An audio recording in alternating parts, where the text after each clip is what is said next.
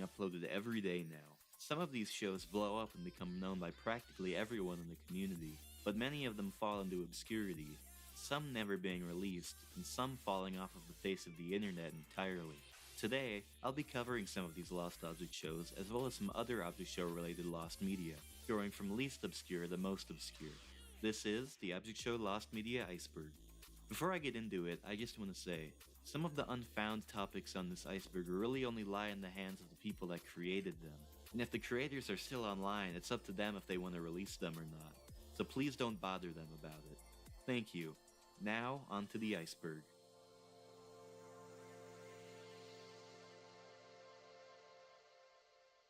BFDIA 6. This is probably the most infamous example of lost media in the Object Show community, hence why it's at the top of the list. But for those who don't know about it, I'll explain. BFDIA, or Battle for Dream Island Again, is the second season of Battle for Dream Island. At the end of its 5th episode, a release date was given for the 6th episode, that being September 1st, 2013.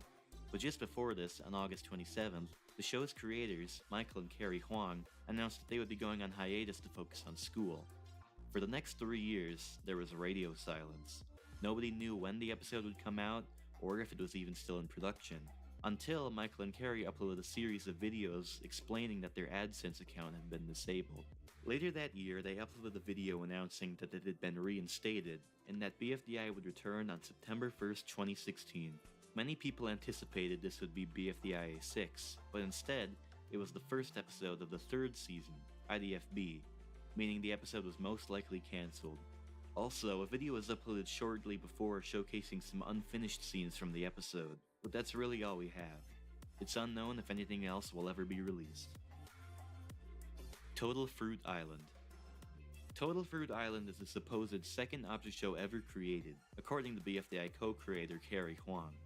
When I previously talked about this on my BFDI iceberg, I thought for sure nothing would come out of it, but to my surprise, quite a bit has been uncovered. Special thanks to Carrie and all of the other people who have been searching. Anyway, several now deleted tweets by a user named Pudster12345 were discovered, confirming the show's existence, some of the characters, and the names of 2 episodes, Race Up Death Mountain and Stuck Between Walls.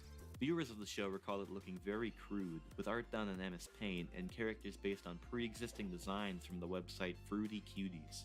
The most notable was an orange character depicted as a racist caricature of Asians. In early 2022, the supposed intro and a 15-second clip from the first episode were uploaded to the Internet Archive, but it's currently unknown if these are the real deal or not. I think it would be really cool if this one was found, but it's so obscure I would be shocked if any more is uncovered. IDFB2. IDFB2 is very similar to BFDI 6 for a number of reasons. IDFB2 is the second episode of the 3rd season of BFDI. At the end of the first episode, it was announced that it would be released on October 1st, 2016. But on September 25th, the Huang twins announced that the episode would be delayed due to them focusing on schoolwork. Sound familiar? Anyway, IDFB was placed on hiatus soon after so that the twins could focus on other projects, and next November, BFB, the 4th season of BFDI, began. It's been hinted by the twins that IDFB isn't cancelled and is still just on hiatus, but it's unknown if or when the episode will be released. Extraordinarily Excellent Entities Episode 7 Deleted Scene. Extraordinarily Excellent Entities is a show created by Webs Forevs. At the start of its 7th episode, Chow Down, this scene takes place. Hey guys, there's a new church on the island. Let's go pray to Glub. They don't accept gays either, it's great! Chocolate bar, we're all LGBT. Well, praise now, this scene was quite controversial back when the episode was uploaded in 2016. There was so much backlash that Webs ultimately cut the scene from the episode, and the only way to view it for a long time was through a low-quality reaction video to the episode. However, 6 years later, Webs uploaded a high-definition version to his channel, and explained his thought process behind writing the scene, claiming that he wrote the scene as an edgy 14-year-old that was upset about the reception of his show, which I totally get that, to be honest. Total Fiery Island. Total Fiery Island was a comic series created by Carrie Huang, and is the precursor to the BFDI that we know and love. A video was uploaded by Carrie on December 12, 2012, showcasing the first 3 chapters of the comic. Soon after, chapters 4 through 6 and 7 through 9 were uploaded as well. It was unknown if there was anything after this, but 10 years later, Carey announced that he had found the remaining chapters and he would be uploading them periodically to his channel. As of today, the full series of comics is available to read on both of Carey's channels, Carey KH and Humany.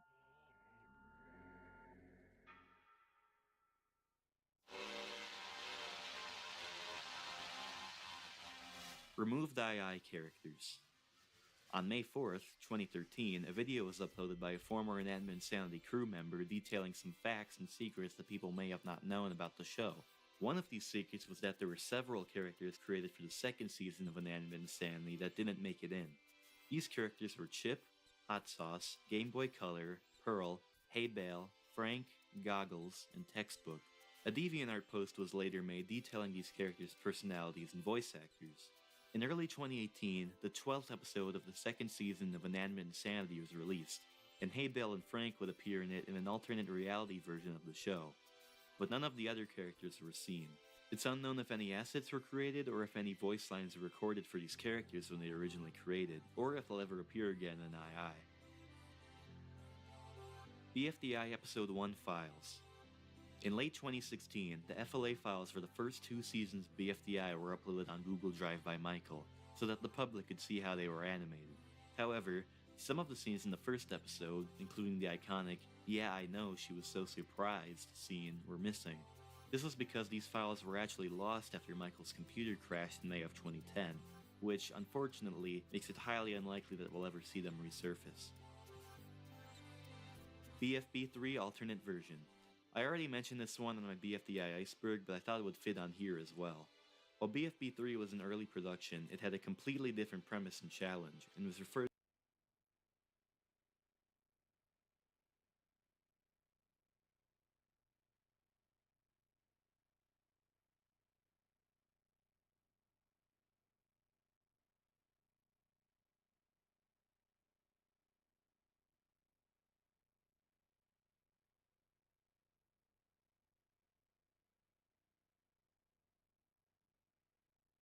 to as the Beefy B3, the Information Age episode. The challenge was a reverse race, and a scene referencing Non-Existy, an old recommended character, would start the episode. Although Satomi, the writer of the episode, found it funny at the time, once she passed it to Michael, he criticized it for a lack of jokes, and the episode was ultimately rewritten into the BFB3 we know today. While the storyboards are publicly available, it's unknown if anything else was ever done for the episode. Original Teapot Intro. Originally, the intro for BFDI's 5th season, Teapot, or The Power of Two, was going to be animated by AimKid, a YouTube animator best known for her animations of songs like Stupid Horse by 100gecs and Modify by Lemon Demon. She explained on her Twitter that she didn't go through with it due to her mental health not being the best at the time. It's unknown if there were ever any storyboards or concept art done for the intro, and it's highly unlikely that anything will be released if there were. But it's still pretty fun to imagine what the intro would have been like if she did it. Object Daphnis. This one is a bit of an oddball. On February 2nd, 2019, Websferevs uploaded an intro for a show called Object Daphnis. The intro is now privated, but I remember the description saying something along the lines of, "Extraordinarily Excellent Entities isn't cancelled, and this is just a show I'm gonna do on the side." However, nothing ever came out of it. Some of the characters featured in his intro made cameos in Extraordinarily Excellent Entities episode 14, but that's really it. I actually mentioned the show The Webs on Twitter, and he replied saying it's in forever limbo, which makes me believe that it'll most likely never be released.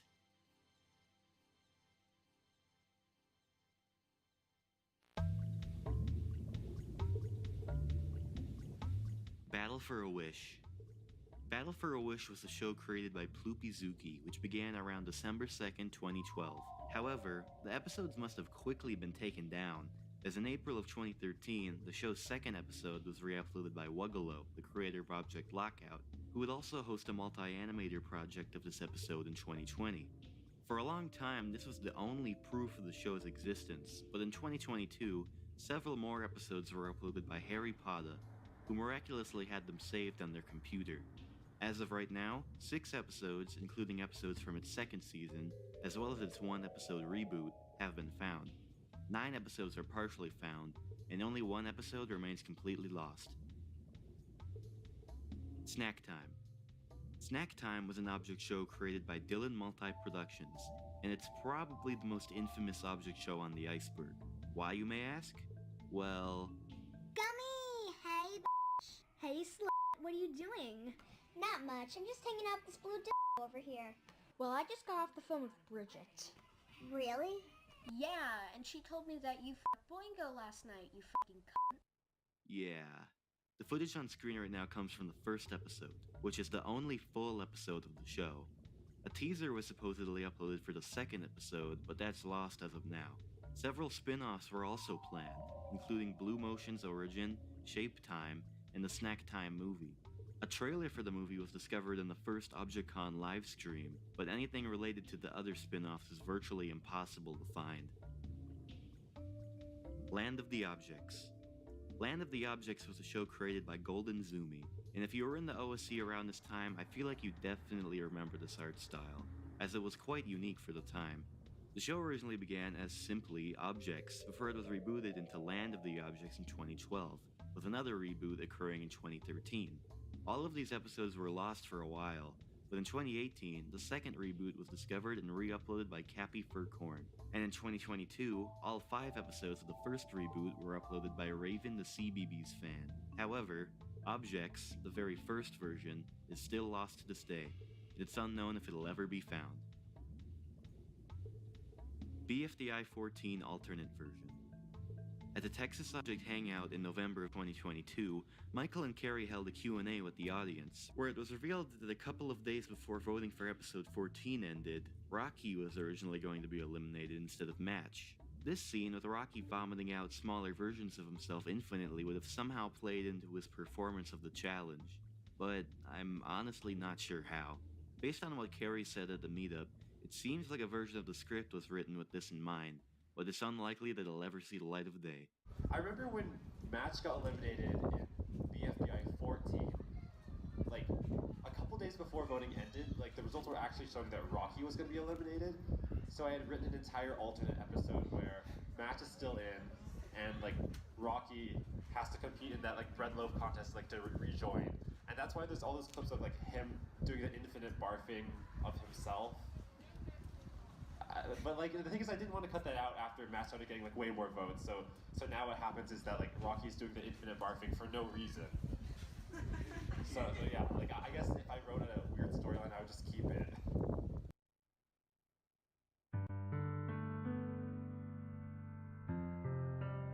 World of the Objects. This is actually a show I have some personal history with. World of the Objects was an object show created by FriesFan7844. My OC, Puppet, was actually a contestant in this show, and if I remember correctly, many of the other characters in it were also recommended by other people. The show began on August 8th, 2013. Only 7 episodes of its first season are archived and available to watch. There was a second season, but there's only 3 episodes available, and like the first season, it's unknown how many there actually were. I think it would be awesome if the rest of the show was found. I'd love to see more of what Puppet was like 10 years ago. The Horrible Robbers. The Horrible Robbers was an animated short by musician and animator Enko6, best known for creating Brawl of the Objects. The short involved Boombox, a character from Boto, Spongy from BFDI, and an unknown watermelon character that Enko most likely created, involved in some kind of robbery scenario. According to the Wayback Machine, the short was uploaded on August 14th, 2013, and was almost 2 minutes long. At some point, the video was privated, and now only 5 seconds are available to watch, archived in a parody Vine compilation of all things. That's really all the information we have on the short, and it's unknown if Anko even has it still. Living Objects. This was a supposed show created by Samuel Thornberry, the voice actor of Suitcase and the Floor on Inanimate Insanity. There's virtually no information about it online besides a tweet by Yellow and Geru, the creator of Paper Puppets, asking people if they remember or know anything about the show. In the tweet, Yellow says that the show's host was a pizza, and contestants included a laptop and a car, and there was most likely only 1 episode. He also mentioned that it could be seen on the Wayback Machine, but I couldn't find the specific page while researching. It's unknown if the show will ever be found. Infection. Infection was going to be a show created by Zany Leaves, one of the most famous animators in the OSC, as well as the voice actor of 2 and Teapot. The only proof of its existence still online is this height chart and this singular character pose on Zany's DeviantArt. I specifically remember there being an intro for this show uploaded to his channel at some point as well, but there doesn't seem to be an archive of it anywhere. This is one of the most obscure shows in the OSC. I haven't seen anyone talk about it in years, and it's very strange considering that it was made by such a prominent figure in the community. BFDI Shapeways figures. This is probably the only example of physical lost media in the OSC, and I'm not even sure if it counts as quote-unquote media, but I'm including it anyway. At some point in 2013, there were official 3D printed figures of BFDI characters for sale on the website Shapeways. However, they were soon taken down due to them being quote-unquote expensive and impractical, and unfortunately, there are no images of them saved anywhere online. This is backed up by a livestream Michael Huang did on a Jack and Jellyfy channel that same year. Will there be plushies? Probably not, just because they're a lot more difficult to manufacture than shirts or other things that you already see on the store. Because really, all of that is handled by Spreadshirt, and one thing they don't do is plushies, just because you can't really print a plushie. 3D printing, I've already tried making figurines and having them on Shapeways, but it's too expensive. See, the way I've had it, it's been too expensive to be practical, so I've taken them down. I genuinely had no idea about this until I was doing research for another video I'm working on, but now I'm incredibly interested, and I hope there's still images of them, or even the figures themselves, preserved somewhere. Well, that was the Object Show Lost Media Iceberg. Doing research for this was surprisingly hard. There was a lot of stuff I thought would be easy to find, but was actually kind of tricky. And there were a lot of things I wanted to put on here that people recommended to me on Twitter and stuff that I just couldn't find information about anywhere. And I mean, that makes sense because the Object Show isn't the biggest community in the world, so there's not going to be archives of everything. But yeah, that was pretty much it. I hope you guys enjoyed it, and there's more videos coming out this week. Make sure to like and subscribe, and I'll see you guys later.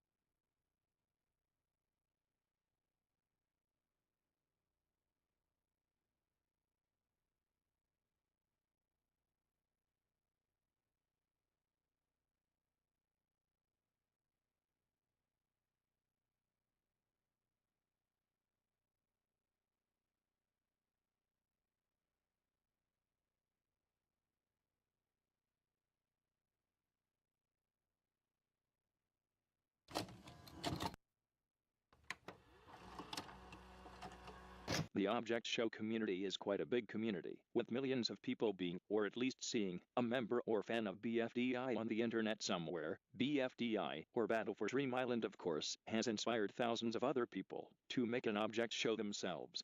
But not all of these gain immortality. Some shows can be deleted by their creator, either early on, or years after its first initial posting on the web, making these lost media, if not archived. I have already talked about 20 of these cases in a previous video of mine, and this is part 2 of this series. Also, if you haven't seen the first part, I recommend watching it after you've finished with this one. So without further ado, here are 20 more cases of Object Show lost media.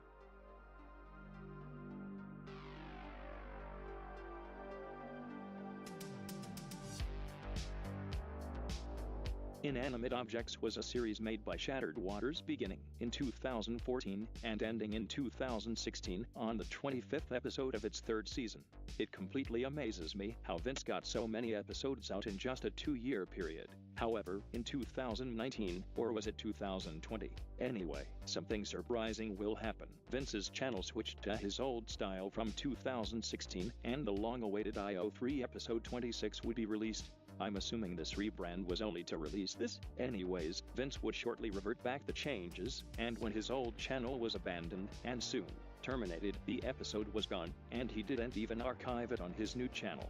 There's very little content that has survived. We only have these screenshots I was sent on Discord, the thumbnail of the episode, and a short clip re-uploaded by Blue Frame Master. There is nothing else left, and it's unknown if the episode in its entirety will ever resurface. Snack Time was made by Dylan Andrews or Dylan Multi-Production sometime around 2013. Now, unlike a lot of object shows, Snack Time was not really a competition show, but rather just a sitcom, or something like that. It also had a bunch of profanity and other inappropriate content apparently.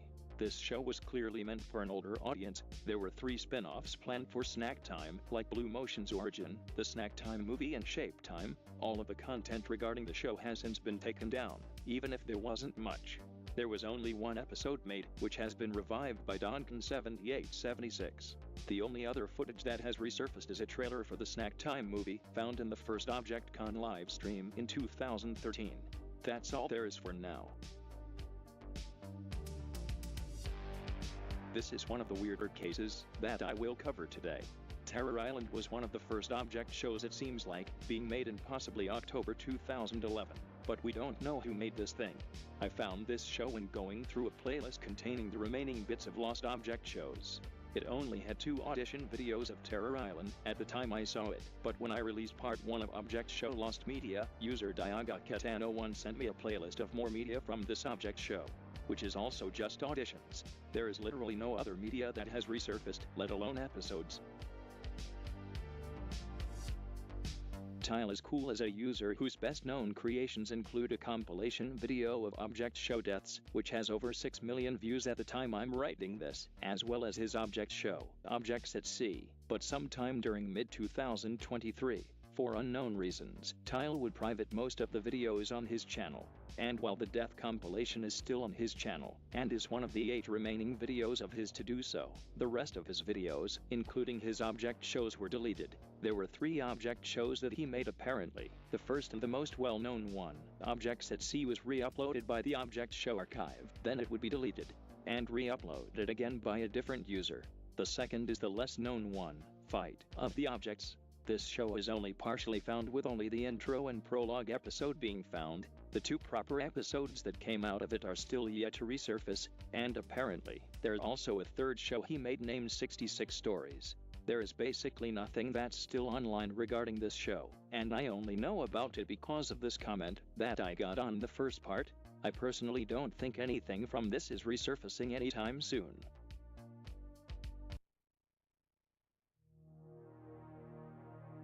Fusion Animations is an animator in the OSC, best known for making Object Invasion in the Daily Object Show.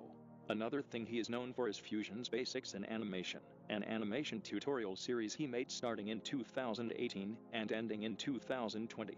However, this is not the first time he made a tutorial, as in 2017, a year before FBIA started.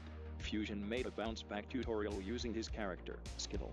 The video was eventually removed from Fusion's channel after he started FBIA. The result? Not a single bit of footage which has resurfaced of the tutorial.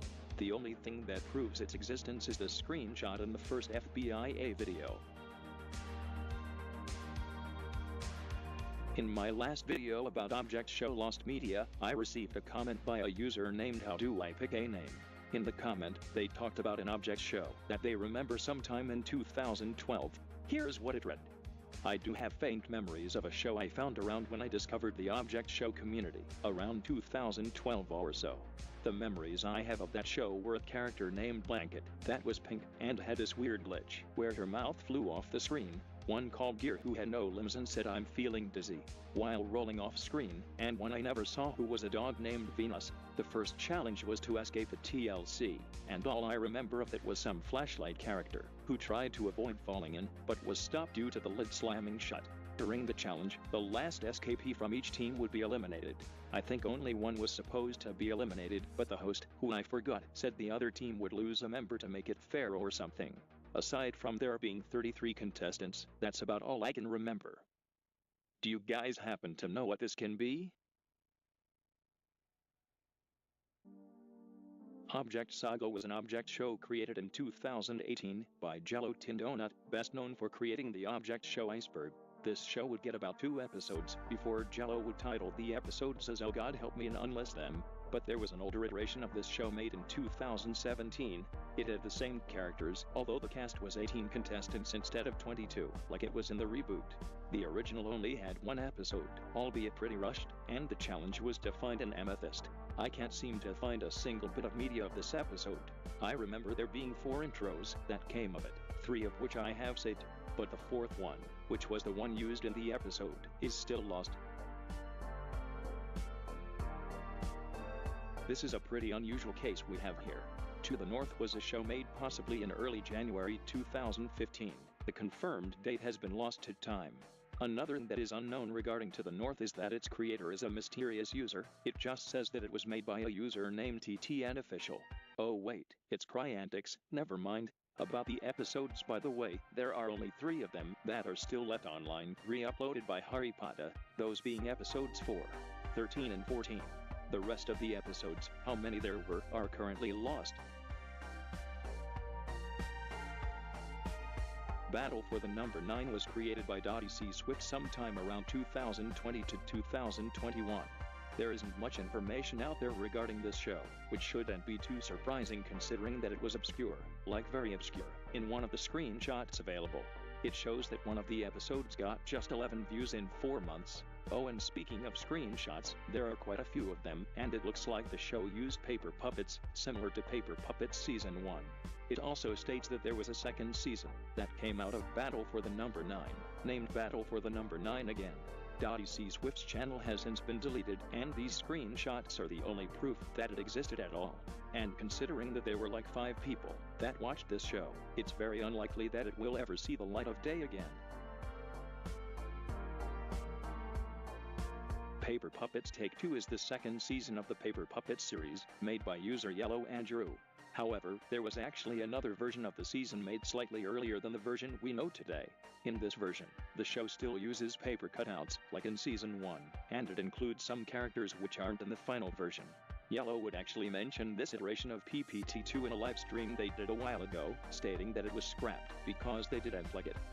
What do people mean by the original Paper Puppets Take 2? There was an original Season 2, but I scrapped it because it was really bad. I didn't like it. That's why it's called Take 2. Because it's a reboot of the 2nd season that I originally made. And also because it's Season 2, so.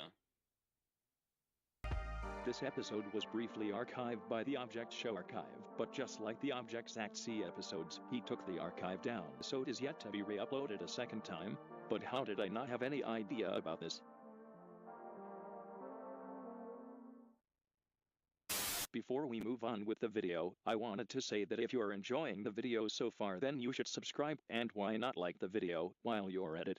It would be nice and would give me the motivation to make more of these commentary videos, and if you don't really want to, that's fine too. Just enjoy the video, and that's all that matters. Infection was going to be a show made by Zany Leaps, best known for making Object Overload, as well as other things. It seems like this show would have had an apocalyptic theme, where a virus was loose, and the main characters had to try to survive, but the show was cancelled before an episode could be released. The only remnants we have of Infection are some images on Zany's DeviantArt, and most of the intro discovered on a reaction video by Andy Fang, the same guy who had EEE's deleted scene for years. However, the intro isn't available in full quality for now. This is kinda similar to Hive and Strock entries from the last video. Taylor Grodin used to be a prominent OSC member who was a key crew member of Inanimate Insanity for over 10 years. In 2019, he would participate in the 5th season of Zany Leaves' camp, Trock as Red Cream Soda. But in 2022, Taylor Grottin would get into a controversy which I'm pretty sure you have heard about. So because of this, he left the internet and took down all of the content on his YouTube channel, including his camp entries. There were 12 entries made for Talk 5, and about 11 of them have been archived by Object Redemption Fan 67. But there's one more entry still left to be found. Program Zone was a competition show created by Mapmaker42, now known as Faulty2, on May 6, 2013. From what we know, the characters were all computer programs, plus the name Program Zone, and the hosts were green speaker boxes. The show was eventually taken away from the public eye, and no proper episodes have been found so far, although we do have plenty of screenshots. There are also some reanimations of the episodes posted by Cyanified, and there is actual footage of Program Zone available right now, in a video titled The Elimination Song Collection, which also contains the only public footage of Object Island. There are 2 very short clips of the show.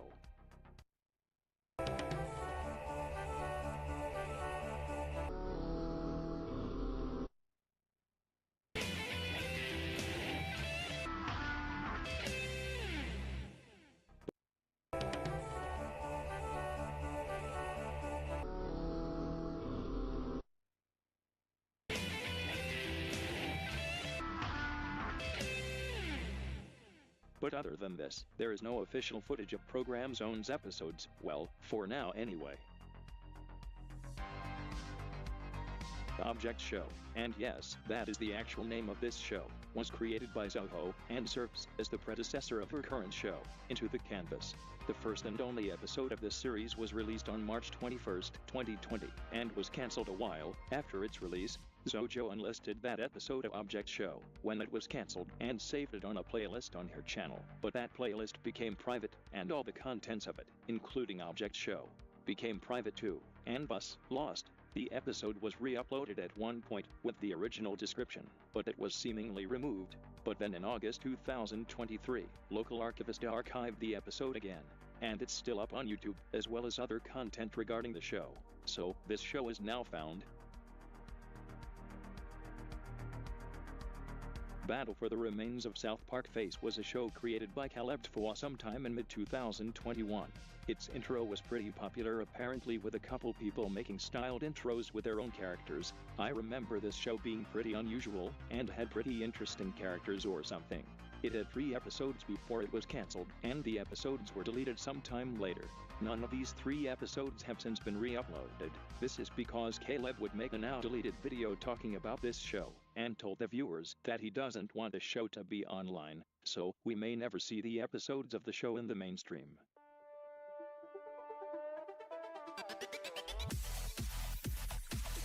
Cynical SmackDown was going to be a competition show by Snowflame, or back then known as Substance Animations, in 2019. However, it seems like the show got cancelled even before 1 episode was finished, as we only got 2 intros regarding this show, after which Snowflame would leave YouTube, while the second intro, by Jordan the One, is still available to watch in full definition. There was an older version made by Lego Boy and Jay, or Shallot Hair, as to what he's known by today. In this intro, the show is called by its beta name Entity Mania. The intro would be archived by Cratetrips, but that eventually got taken down, and the only place where the full intro can be watched right now is a recording of this re-upload, which is in pretty bad quality. It's just rave DJ mashups of this intro. Other than this, will this intro ever resurface? Only time will tell. Hey guys, Future Colorado Vista here. I came here to say that Crate's re-upload isn't entirely taken down, it is just unlisted. I was not aware of this when I wrote this part. It's a shame the show got cancelled, by the way. I was pretty excited for it, but who knows, maybe one day, we may have hope. Oh, and speaking of Shallot Hair, there is a piece of lost media from him too. Shallot Hair's Object Show. Object Terror is infamous for its graphic imagery and edginess, but this is not about any of that, but rather about a milestone video he made. When Shallot Hair reached 3,000 subscribers, he posted a video which was something I was into back then. Don't judge me. This skit involved his OC, Wallet, going around and killing everyone with Bass Hunter's I Can Walk on Water playing in the background. The video ended with Wallet getting hit by a truck. Oh yeah, and the video had no color. The video was eventually removed, and nothing has come out of it since. Literally, no images, no footage. It's completely erased from history. Oh wait. There is a conversation in the OSC Discord server about this video, and it includes the link of it. But don't get too excited because there is no archive of this on the Wayback Machine, so it's just lost to time. This is pretty weird. Gamer World was a show made by the Hopkinses on January 27, 2013. According to a comment I received on my last video, all of the characters were gaming consoles, and they talked using text-to-speech. There is virtually nothing left of this show, but more on that right now. Blankman would re-upload episode 5, but took it down, and left a comment on one of TOSA's videos to tell him, apparently, the reason the video had to be deleted/privated is because the Object Show archive told them that the Hopkinses doesn't want the show online, so I guess it's not resurfacing anytime soon. However, there is a video by Cyanified showing a 1-second clip of what could be Gamer World, as it has a console, as a character, and a TTS voice. But it's not confirmed if this is Gamer World or not.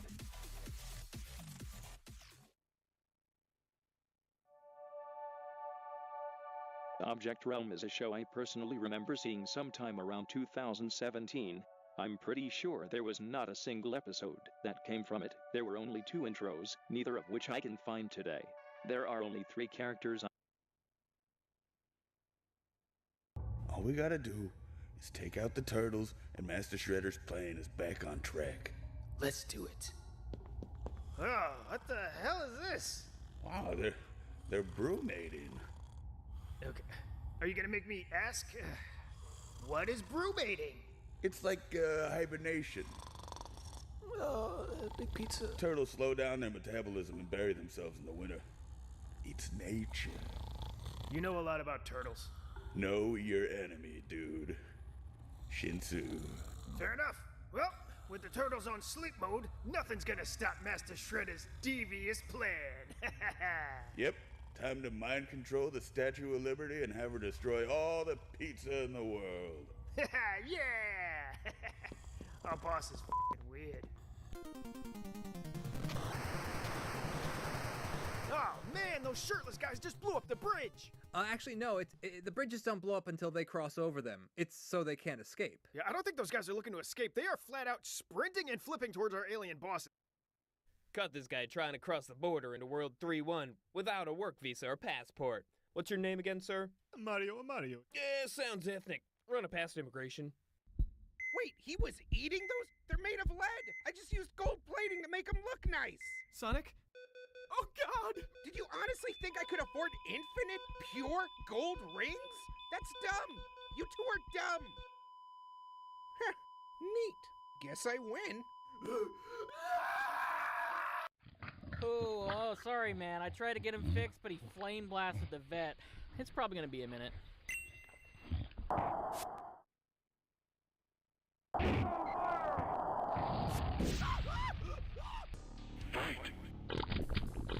Oh. Back in 2005, the plush toy company Gantz created one of the earliest toys-to-life concepts called Webkins. You'd go to a store, buy a Webkins plush, and it would have a little tag attached to it which contained a secret code. With this secret code, you could go on webkins.com, make an account, and redeem that exact animal into the web game. It was an MMO made for kids. You could play games, earn prizes, collect clothing and furniture, and unsurprisingly, it very quickly gained a cult following. As a kid, I was primarily focused on the video game part of it, but as an extension, it made me interested in plushes. The web game did such a good job of attaching personality and character to these plushes that I owned. They were like my friends. And before I knew it, I was obsessed. Between my brother and I, we had like 30 Webkins plushes, all from different birthday and Christmas gifts. And little 8-year-old me wanted so many of them because I wanted to make YouTube videos about them. I hope you enjoyed those videos. And now here is a word from our sponsor. Hey, I'm Tigger. Lately, Zingos have been disappearing. Is that right, Mr. Zingo? Yes, that means yes. And the Zingos have been disappearing. Using my mom's digital camera, I created a library of YouTube videos starring my Webkins plushes. I used to write comedy skits, I would do shows with multiple episodes, and even do like basic editing. And sadly, I can't show you any of these videos because they've been lost to time. The account was terminated because I was under the age of 13. I owe Webkins a lot for giving me the inspiration to start making videos on YouTube all that time ago. Oh, what's the coolest thing about Webkins? What's the coolest thing about Webkins? The coolest thing is everything. Coolest thing is everything. Everything.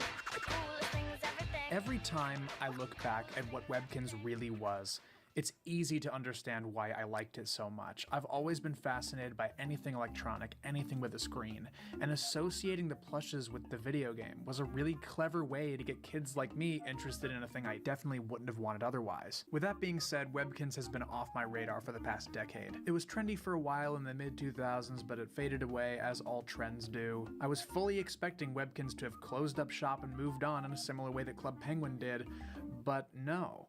Webkins is still alive and well. The original 2005 Webkins is still around, but with a few new coats of paint. It used to run in Flash, now it runs in Adobe Air. It has its own desktop client powered by Electron, the same framework that Discord uses, and Adobe Air and Electron are cross-platform, so they were able to port it to iOS and Android, and I think that was a great idea for longevity. But why are they putting all this effort in for a 15-year-old game?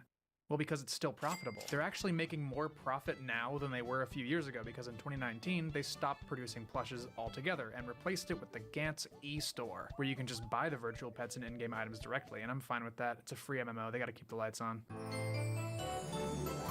I'm genuinely impressed at how much maintenance this game still gets after all this time. It's still a full-time job for people. And just from looking at these blog posts, you can tell that this crew still really cares about the game. But it's not just the blog posts. The Webkins crew have a podcast called The Podkins. And I feel like that's kind of a missed opportunity. They could have called it the Kinscast, and that sounds a lot better. I tried to listen to it, but it's kind of hard to get through because it's basically just advertising new Webkins stuff for 45 minutes. But I did try. So the Webkins team is still actively updating it. It still has a reasonably large player base, enough to keep the company afloat. You can play it on a range of different modern devices. The membership fees aren't too expensive, and all the other fees are optional. And looking at all that, yeah, that looks pretty good. But none of it matters if it doesn't answer the golden question. Is the game fun? I put almost 6 hours into the game during the course of working on this video.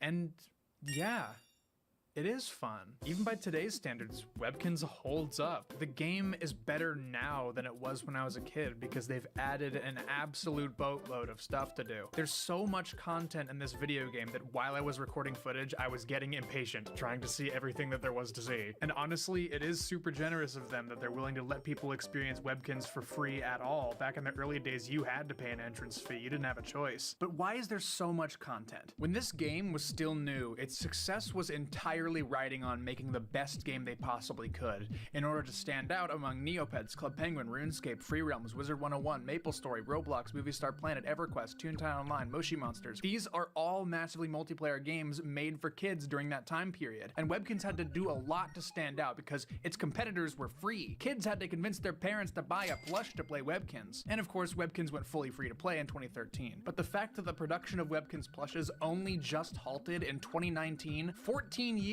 after they initially released, is a testament to the staying power of Webkins. Speaking of the plushes, let's talk about those. Chalk it up to nostalgia if you want, but I definitely have a soft spot for Webkins character designs. Most of the original plushes were just based on real animals. My first Webkins plush was the spotted frog, because I love frogs. And a few years in, they started getting crazy with the designs, and I totally dig it. So I'm gonna show you some of my favorites. This one's the Lilkins Husky, and they are so small. This is the Lilac Guinea Pig, such a chonker. I love the Orca. I love him, he's so stupid. I wanna swing him around like a bat, he's so cute. I love the Daisy Pig, she looks so sleepy. They do this really funny thing with the birds where they just make them sit, and they look so polite. Like, look at the, look at the toucan. No thoughts, head empty. But not all of them are good. Some of them, ooh, that doesn't look very good. Oh, no, I don't like that one. Okay. Like, some of these are so gaudy that I unironically love them. Like, look at this iguana. I love them. This unicorn is just so abrasive in their design. I love it. Look at this giraffe. Oh my god, they even gave them little eyelashes. Ah, they're too powerful. And this is the zigzag zebra. Do I even need to explain why I love this? And then there's the rainbow zebra. Wait, isn't this the fruit striped gum zebra? It totally is, it's the fruit striped gum zebra. His name is Yipes, apparently. I didn't know that. They also had this promo where they did like rock and roll themed pets called Webkins Rockers. There were a whole bunch of them, but here are my favorites. The Rockers Cat, the Rockers Fox, and the Rockers Papillon. They're kind of cool looking, I like them. One of the very extensive themes that they do is they have like a whole bunch of different patterned puppies, and I love them. This is is the tie-dyed puppy, an absolute babe. This is the jelly bean puppy, and they were literally so precious that I had to buy one of my own. I don't even need to introduce the polka dot puppy, just look at them. You've also got the food-themed ones, which are really good. Cupcake pup, chocolate pup, lollipop pup, donut pup, ice cream pup, cherry soda pup, gingerbread pup. So for the Christmas-themed ones, you've got the snowflake pup and the peppermint pup, and then you've got the spooky pup and the zombie pup. You got the patchy pup, the pizzazzy pup, the harmony pup, the cheer pup, the peace puppy, the tropical island pup, the scribbles pup, the love puppy. This puppy loves you. The texting pup, no. No, really? The texting puppy is a Webkinz pet that was released in August 2123. That's a long time from now. Its pet-specific food is the lol biscuits. OMG, it's the texting puppy. You'll be raffle when you add this funny friend to your Webkinz family of pets, and they'll always BRB when you serve up some lol biscuits for them to munch on. Your texting puppy will think these lol biscuits are totally OMG. Well, time to delete my Webkinz account. I'm gonna give a bunch more weirdos and then we'll move on. The color block monkey, the aloha dolphin, the Apatosaurus, the nightmare, the lucky.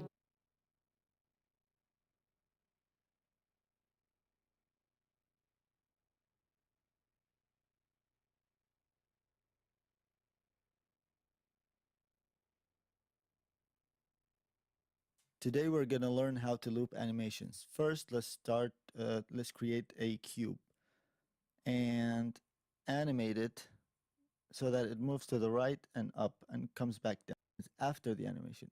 But the same applies to before the animation. But since we're starting on frame 0, doesn't matter what's before.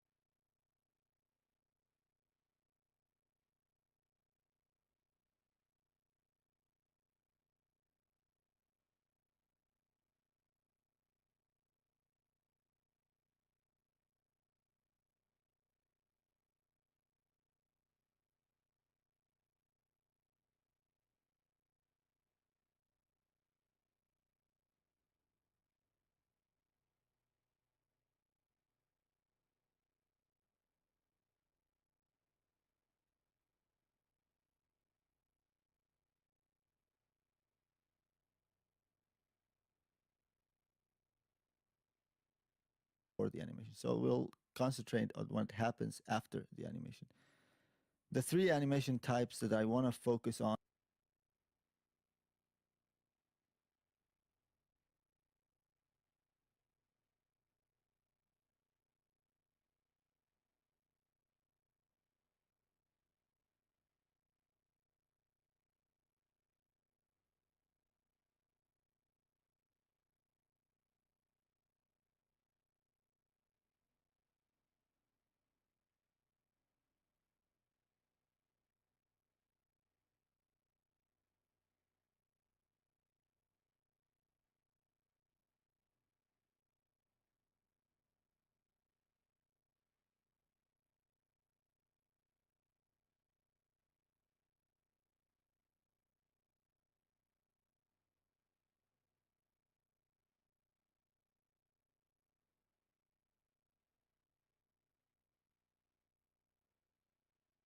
is repeat, offset, repeat, and oscillate.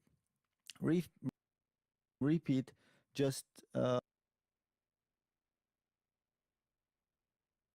repeats the animation. So when the animation finishes, it goes back like uh, into three type of loop is offset repeat, which when the animation gets to the end to the last keyframe, it plays the animation but with an offset like this. The third type of animation is oscillate, of loop is oscillate, which when the animation goes to the end of the to the last keyframe, it goes back to it reverts back to the beginning in the following way. So it's like a ping pong.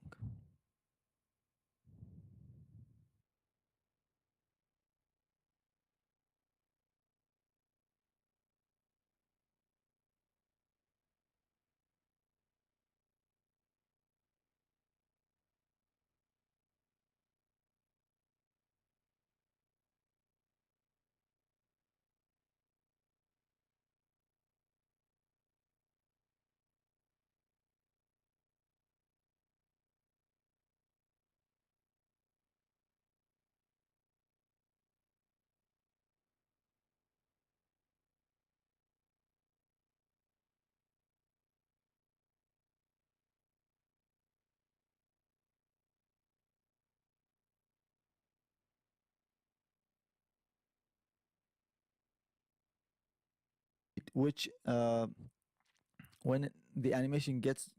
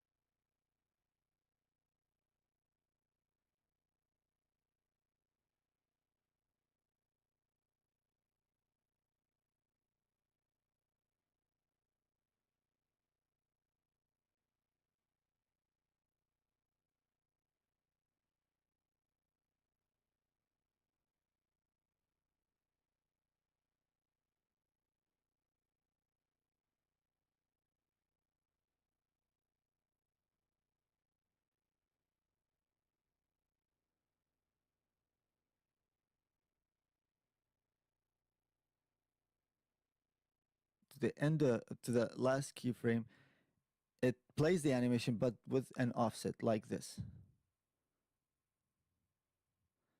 The fourth type of E bar.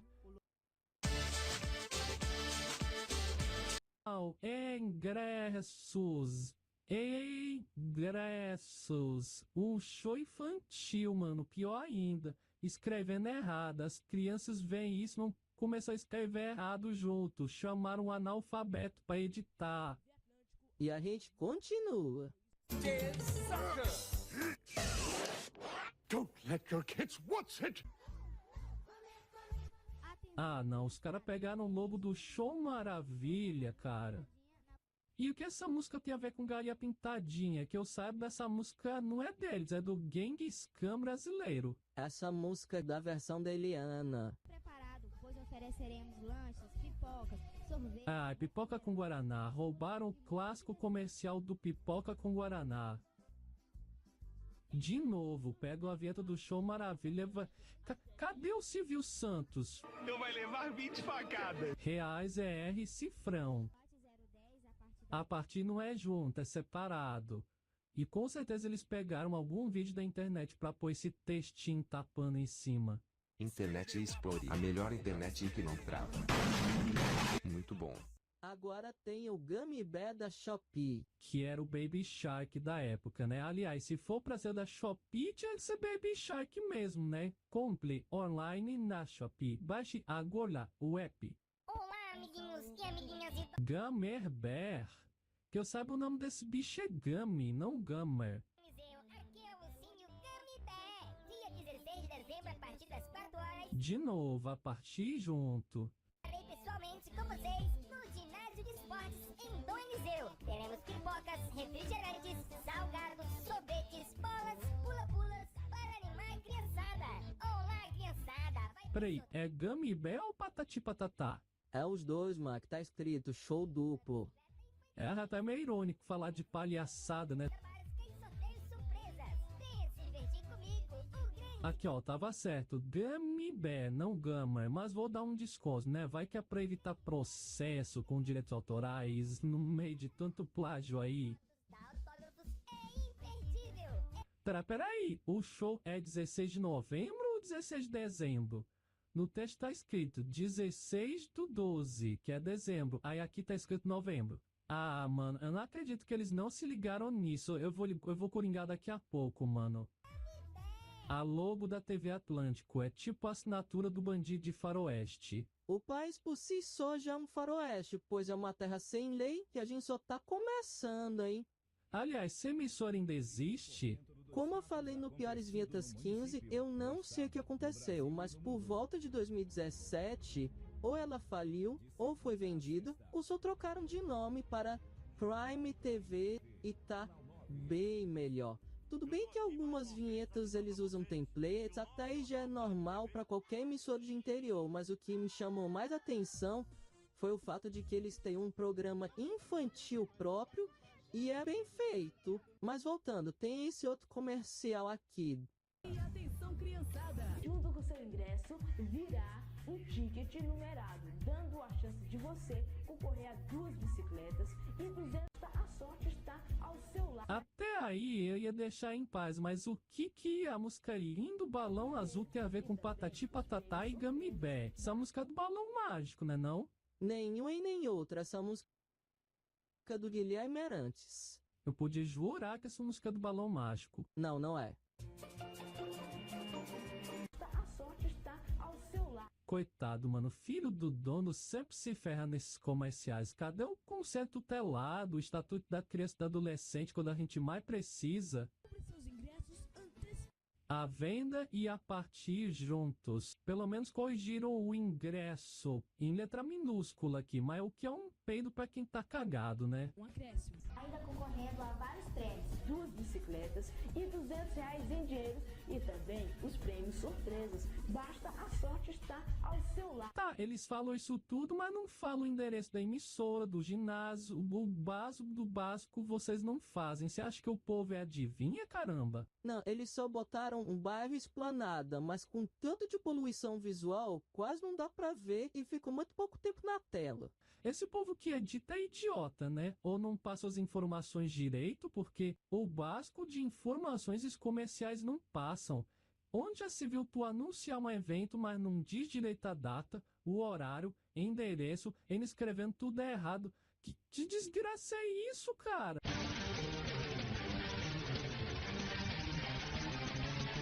Agora tem esse circo chamado Circostox.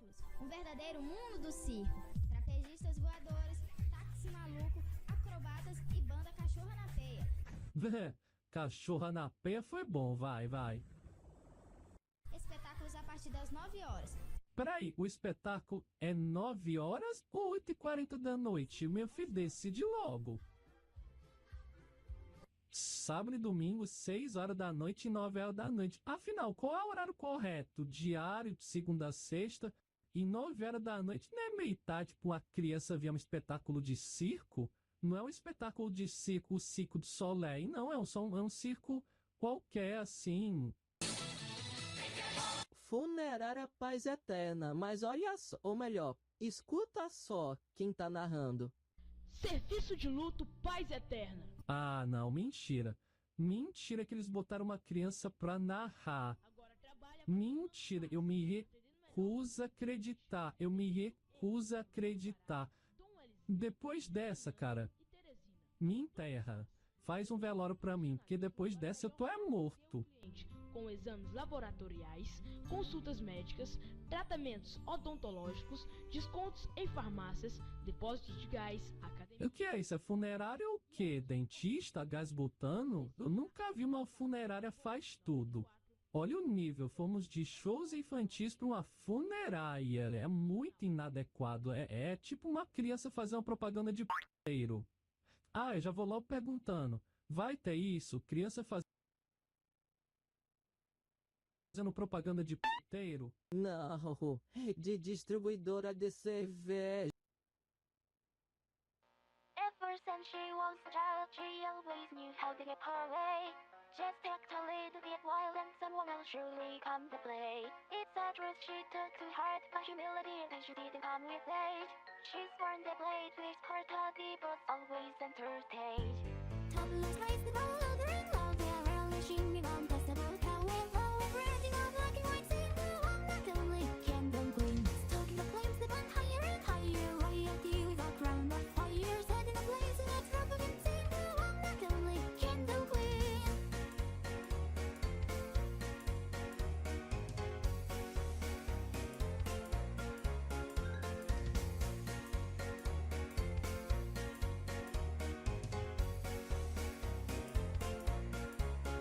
Addicted to adrenaline and always looking for attention. Hope to be so genuine when she suddenly met with apprehension. The fighting has begun and she'd do anything to get ahead, like using deep last laterals and sweeping each else onto the bed. Toddlers raise the ball louder and louder, relishing the uncontestable power. Overriding a black and white single, one not only candle queen. Stoking the flames that went higher and higher, royalty without ground of fire. Setting a blaze in extravagant single, one not only candle queen. Ah, but there's hope for you still, before it all comes to fall. Ah, you just need to chill. It's not the end of the world. She just can't help but be this way. She lost the true self long ago. Now all her friends have been pushed away because the caricature is all they know. Toddlers raise the ball louder and louder, everyone rushing to get some for her. All alone in a black and white single, one not only candle queen. Hope the flames that went higher and higher, touching a broken crown of fire. All alone in a final single, one not only candle queen. What a pity, the candle queen.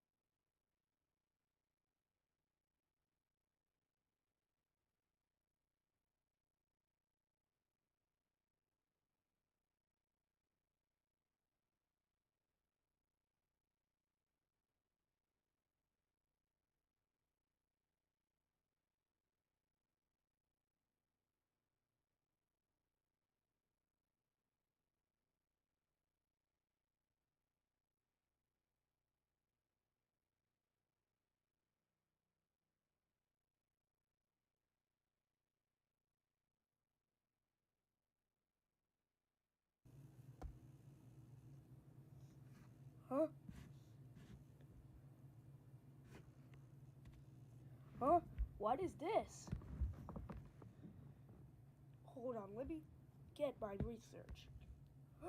I got an idea. Maybe this channel is called TV Glamo. The end. Blah.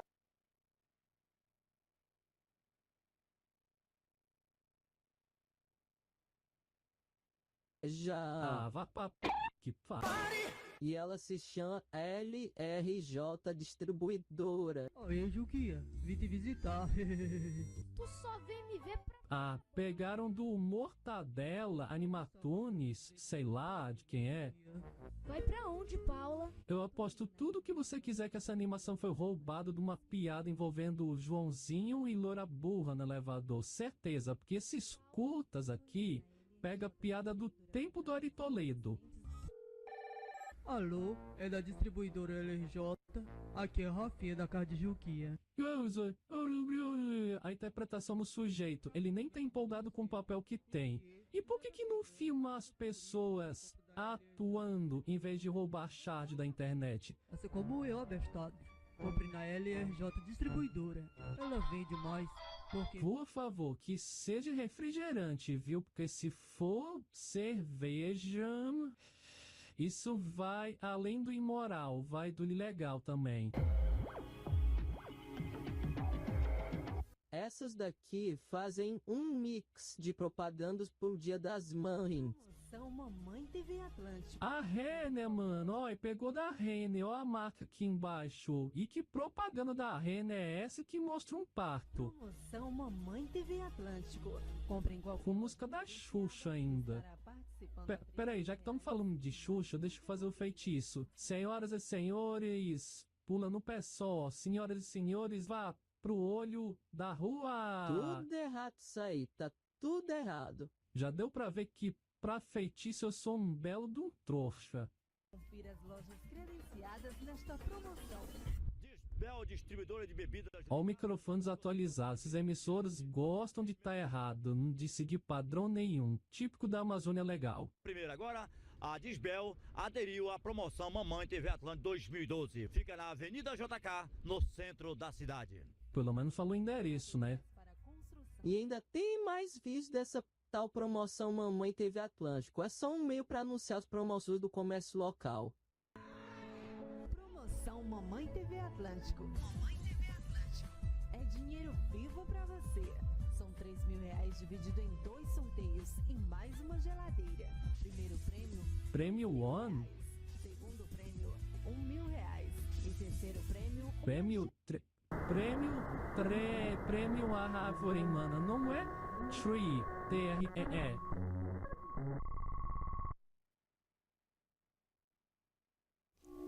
Nickelodeon, one of the most iconic and recognizable brands in television history. Known for its countless memorable shows, it was home to some of the most creative programming ever made. But above all, it's synonymous with its biggest hit, SpongeBob SquarePants. The show needs no introduction, as it only propelled Nickelodeon to greater heights, but also, ironically, became the catalyst for its decline. It all seemed so sudden, didn't it? After the 2000s, the channel lost its charm almost overnight. What happened? What caused the creativity and magic behind the orange splat to disappear? Did the people at Nickelodeon stop caring? Were they simply burnt out? Well, the answer traces back to a single event, a marathon that went disastrously wrong, an event Nickelodeon would rather erase from history. But despite their attempts to bury it, the fallout lingered, tarnishing their reputation and marking a decline in the quality of their shows. This remains one of the most infamous scandals in television history. We're talking about none other than the ultimate SpongeBob SpongeBob.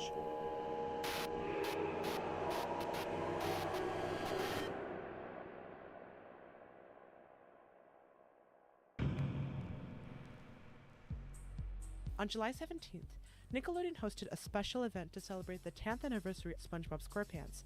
The marathon featured segments like Top 10 Picks, showcasing fan-favorite episodes, and Celebrity Favorites, where stars shared their favorite episodes, like Jerry Trainer, who highlighted Musa Ball Buff Pants. And last but not least, the premiere of 12 brand new SpongeBob episodes, with the most anticipated and heavily promoted being To SquarePants or Not to SquarePants, which was also the first episode that launched the event and the first one to premiere out of all the other new episodes. With this insane marketing campaign, this marathon was designed to be Nickelodeon's biggest and most memorable celebration, a landmark event in the channel's history. However, something went wrong. And by wrong, I mean horribly wrong. And while the event did certainly become one of Nickelodeon's most talked about events, it wasn't for the reasons they had hoped.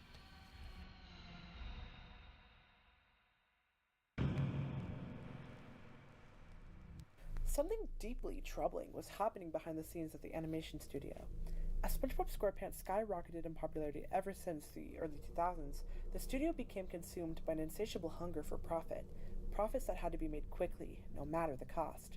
And the ones who paid the price were the hardworking animators and staff. With SpongeBob's growing fame came swelling egos and unchecked arrogance among studio executives.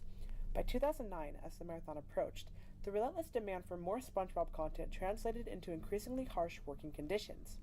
The atmosphere in the studio allegedly became unbearable. Employees described an environment where management was dismissive, deadlines that were just ridiculous, and staff that were overworked to the brink of exhaustion. The mental toll was immense, and the stress seeped into every frame of animation, part of the reason why the show's quality noticeably declined during this era. But this unsustainable cycle wouldn't and couldn't last forever. Enter Armand Raphael Ramsey. Armand joined Nickelodeon around 2003, and at first he was welcomed warmly by the staff and colleagues who would later become his friends. But as the years went by, the worsening attitude and toxic environment within the studio began to take a heavy toll on him. The relentless stress, the impossible deadlines, and the blatant disregard for the well-being of employees started to wear Armand down.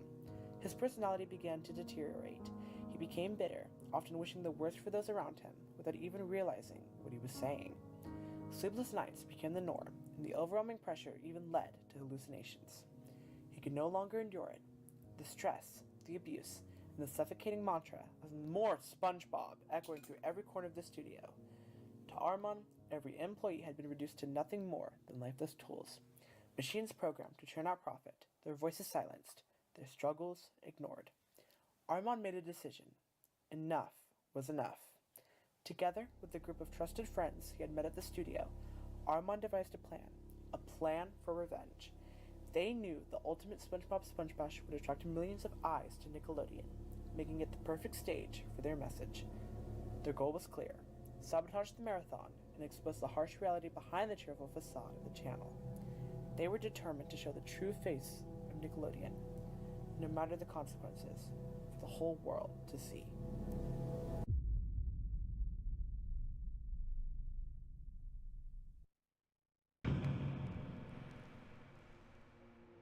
On July 17, 2009, viewers tuned into Nickelodeon, eagerly awaiting the start of the ultimate SpongeBob SpongeBash.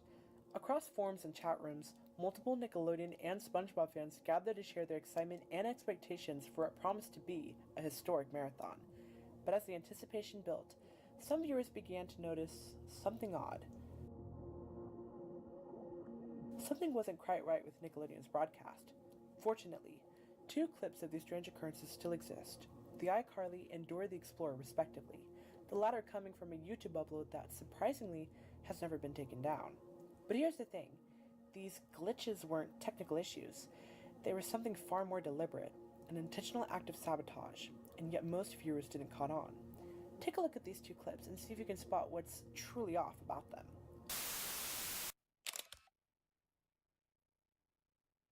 Island on the boat. Una moneda, por favor. Por favor.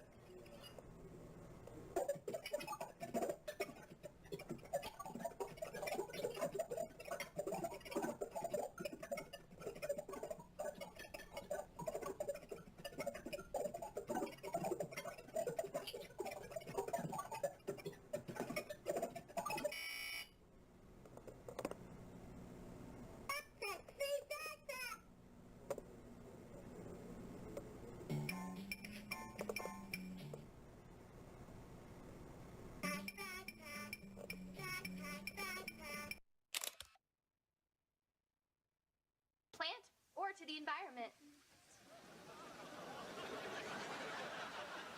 Is that supposed to happen? No.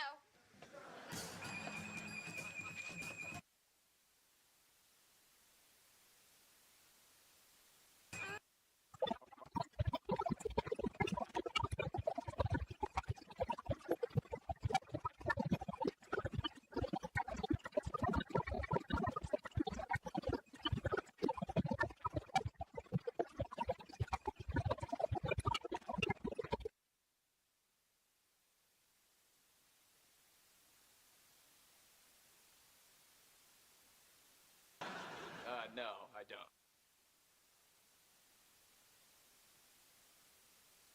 Back? Oh, yeah, sure. This is a pepperoni stick. Oh my god, I'm in trouble. Look, we'd love to hang out and talk. For a brief moment, a message flickered on the screen. It was nearly impossible to read, distorted by heavy glitches and, oddly enough, displayed backwards. Whether this was an accident or an intentional choice is unknown, though. But after careful analysis, the message was clear. They were warning Nickelodeon to cease the entire event, or else they were going to ruin the marathon with these signal intrusions. As seen in these clips, Nickelodeon's engineers acted swiftly, restoring normal programming in a matter of seconds. We don't know if they ever noticed this cryptic message, but if they did, they likely dismissed it. To them, it must have seemed like a minor hiccup, something easily wiped away and forgotten, perhaps assuming it was the work of pranksters attempting to interfere with their signal. But they were wrong. When the marathon finally began at 8 o'clock p.m., the real chaos was only just getting started. Thanks to the many SpongeBob fans who recorded the event live on VHS, DVD, or digital devices, nearly every strange occurrence from those 3 days of the marathon have been preserved. Recovering these recordings wasn't easy, but as of right now, we have access to most, if not all, of the anomalies that plagued the marathon. Most importantly, however, the recording of the alleged resignation letter. But more on that later. Each clip gets more disturbing than the last, escalating to points where Nickelodeon's engineers struggle to stop the intrusions, or, in some cases, couldn't stop them at all. Now, I'll play each recording that has been recovered and analyze them in detail where possible.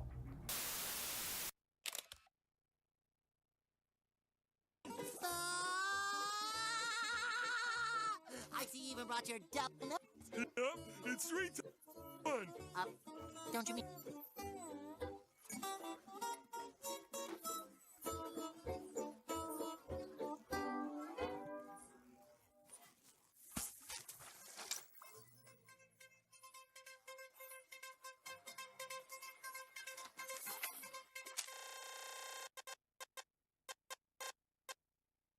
Horrible storm! You heard me. Panic is not advised, although it is.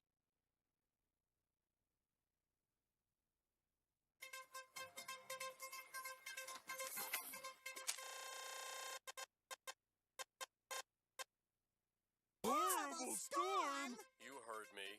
Panic is not advised, although it is.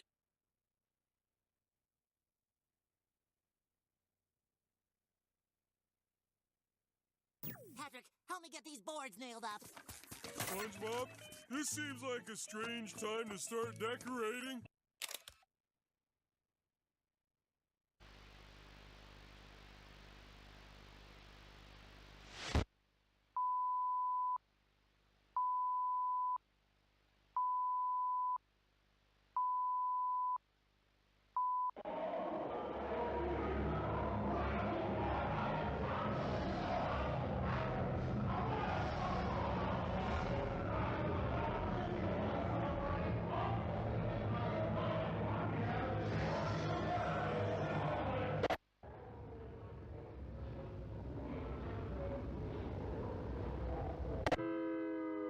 We'll be right back with the greatest SpongeBob freakout.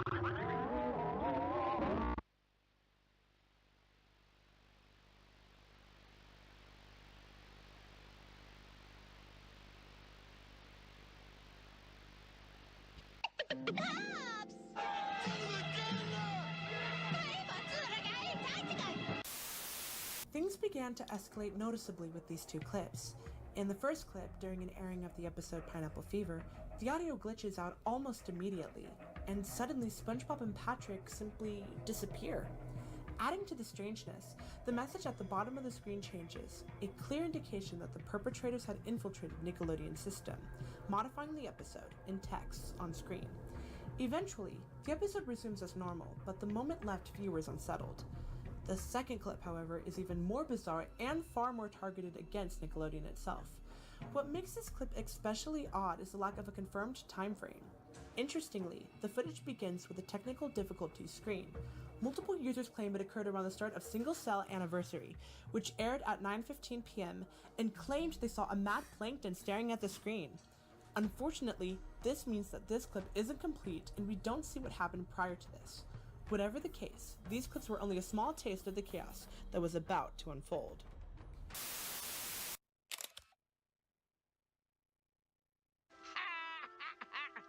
What's next? Milkshakes? Bow-tie French fries? Eddie Patties, Freddy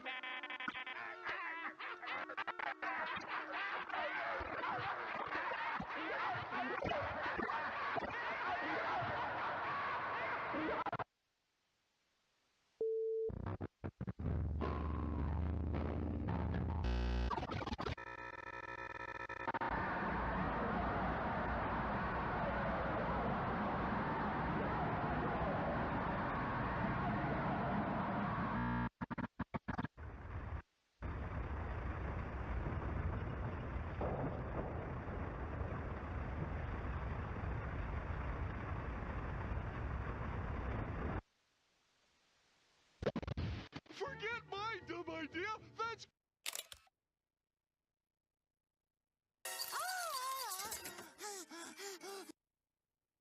Tough, you're smart, you are charming, but you are still... Look! Mustache!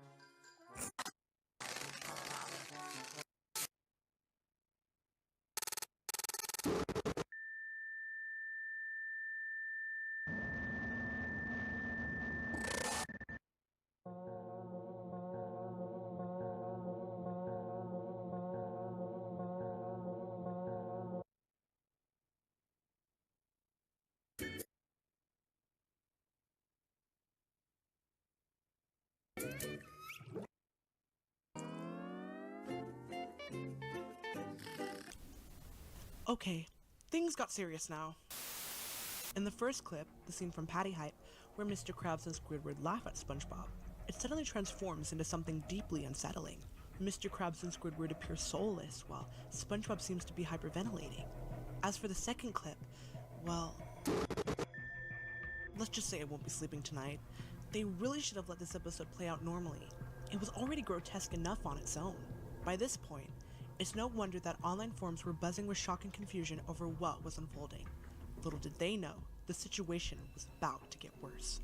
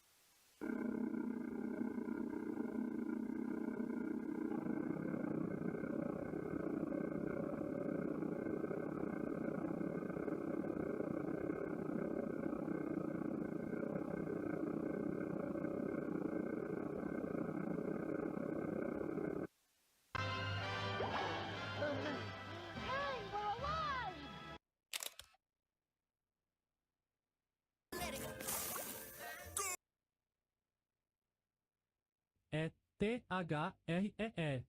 E pra que pôr em inglês pra início de conversa? Faça suas compras em uma das lojas credenciadas.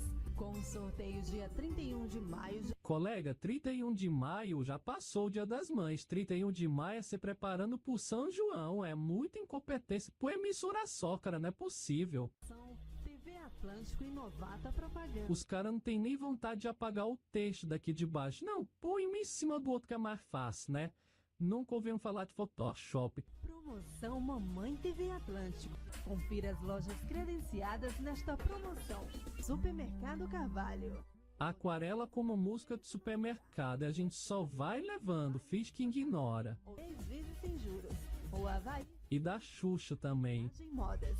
Seu melhor estilo, calçados, confecções e acessórios de qualidade. E essa música que é do Popstars, aquele programa lá da SBT que revelou as Ruge. Aliás, falando em Ruge, lá vai outro fetiche, né? A Sererê, Ra, Perebe, do Perebe, De, Te, No, Seiuba, Naba, Rabi, Andebug, Andebudiribi. Vou fingir que tá tudo certo. É. Do Eliseu Importados, o Shopping do Povo. Dia das Mamães.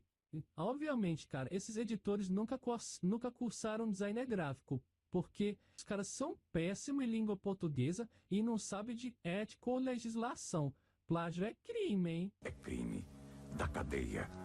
Não tem desculpa. Apoio TV Rio Sul. Realização TV Atlântico e Novata. Pelo menos botou a imagem melhor no final. Promoção Mamãe TV Atlântico. Amamos quem? Fábio's Lanche, Bar e Lanchonete, Loja 100. Quando você imaginou ouvir uma música da Xuxa em um comercial de concessionário de moto e um bar? Nem nos meus piores pesadelos. E Aquarela do Torquinho, como de supermercado. Esses comerciais não melhoram nem de olhos fechados. Casa das Embalagens. 2012 se finda e a Casa das Embalagens. Ah, não. Qual que é a necessidade de botar um gorro de Papai Noel falso e mal montado na cabeça do cara? Mesa farta com produtos que só a Casa das Embalagens oferece a você. Todo tipo de embalagens. A gente percebe a falta de locutores dessa emissora porque quase todas as propagandas têm essa mesma mulher da voz rouca. Parece a gente quando vai fazer vídeo da TV Ômega, aí bota um filtrozinho pra dizer que é diferente.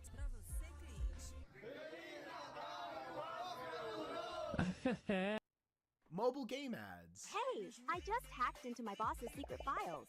Enter these codes and you'll get $300 worth of in-game rewards. Just tap download and get 2,000 free summons. Still suck. Surprise, surprise, nothing's really changed. A few years ago, I went over a handful of games comparing the ads with the actual experience. And now I think it's about time for round 2, to see if these companies have gotten any better, or if they're still just as willing to blatantly lie about what these games actually are. Hint, it's the latter. Something a lot of ads do now is have these little playable demos that let you get a taste of what's in store. The idea is for these to act as a little hook, to let the viewer decide whether or not it's good enough to play the full game. But some games do this in a more misleading way than others. I'll let you be the judge on if these are false advertising, but if you ask me, they could definitely be more honest. So today I'll be looking at these demos along with the ads to see if they're the same. So once again, I ventured into the Apple App Store, downloaded the first Voodoo game I saw, and played it for about 10 minutes. Yep, the first thing I noticed is that most ads aren't even for normal games anymore, but instead are for these weird fake gambling casino apps that promise real money going straight into your PayPal. Hey boss, I hate watching ads for more times. Can I play Cash Game without watching ads? Download Solitaire Duel. Great! From today, if you download Solitaire Duels, you don't have to spend a single penny or watch a single ads. And you can win in as fast as 10 minutes. Please don't fall for these things, they are most certainly scams. Anyways, welcome to more garbage ad games.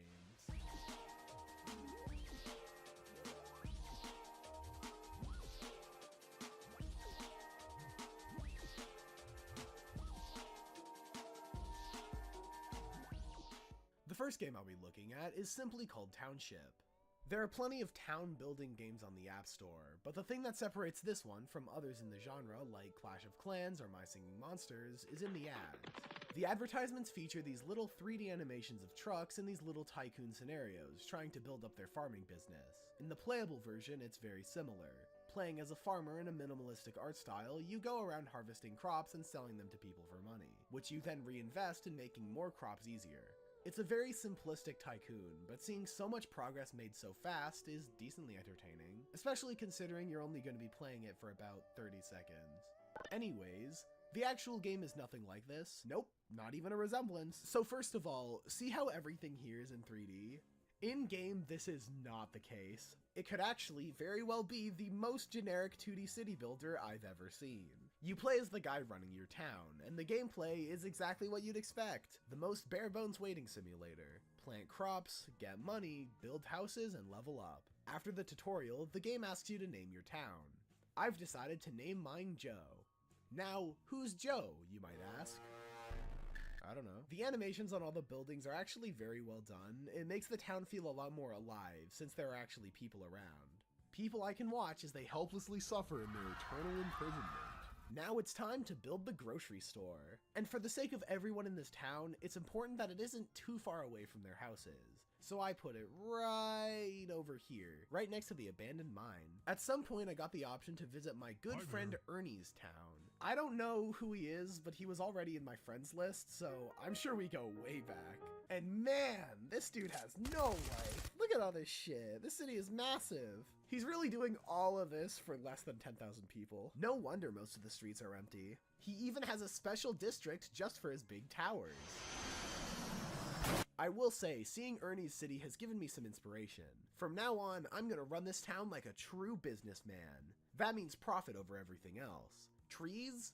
Gone. Decorations? Gone. They're all just commodities to be sold for profit. At some point there was a guy relaxing on some chairs I was selling, so I sold him too. Freeloading loser. Ha! Should have been working, buddy. In conclusion, I highly recommend moving to the town of Joe. It's a lovely place with only a 10% chance that you'll be taken and sold to the highest bidder. But the best reason to live here is that the mayor is a very kind, down-to-earth guy who always has your best interest in mind. As for Township, I mean, it's whatever, I guess. Painfully generic and misleading compared to the advertisements, but it was kind of fun to play around with. Next we have one called Doomsday Last Survivors. The playable ad I got for it was one of the classic guy shooting forwards while enemy approach playables. In true mobile game ad fashion, despite playing it well, the boss at the end was impossible to beat, leaving the player, in this case, me, unsatisfied in a vain attempt to get me to download the full game. In this case, it actually worked because I'm making this video, but I'm actually really curious if anyone actually downloads games if the ads leave them unsatisfied. I feel like that would have the opposite effect, but so many ads do it that it has to work on someone, right? Doomsday has other ads too. At first, when faced with ads for a zombie game, I thought of these really weird ones with goofy characters running away from zombies, but those ads are actually for a completely different game. The ones for Doomsday are also pretty bad though, like this one, where a survivor goes underground. Just very cheap looking all around, and also not something that happens in the actual game. I have reason to believe that this game either doesn't like women or likes women a little too much. There is no in between. On opening, the game showed me these detailed menus, really hyping up how great this game looks. Man, I'm so excited. Okay, never mind. So it put me on some bridge and gave me the tutorial. Already, the game looks very different from the ads, though in this case, the actual game looks better. We finish battling through the zombie horde and are introduced to the overworld. Visually, this part of the game looks a lot like Mafia City or Game of War, a base building type game from an isometric viewpoint. Sort of like Township now that I think about it. Out of curiosity, I looked into the company behind this game, IGG Singapore Pte Limited. And they actually made a Game of War ripoff, so that's probably where the inspiration comes from. Getting back to the game, I need to play through more levels to clear the area and secure my new base. At this point, the actual level-to-level gameplay sucks. It's not misleading at least, but the amount of thought needed to beat levels is basically non-existent. From a gameplay perspective, all you do is move your dipshit characters to the right spot. That's usually whatever's right in front of you. Now I will say, it's funny to see your little guys all working together, just like it's cool to look at a bunch of ants carrying things. But I wouldn't play a whole video game about it. Wait, hold on. Actually, yo, this is kind of fire. Every time we beat an early game level, we get a little cutscene with actual cartoon voice acting. Please, let us join you. Hey, look out! I'm shooting at you! I really like that they try to make the apocalyptic world they're in as serious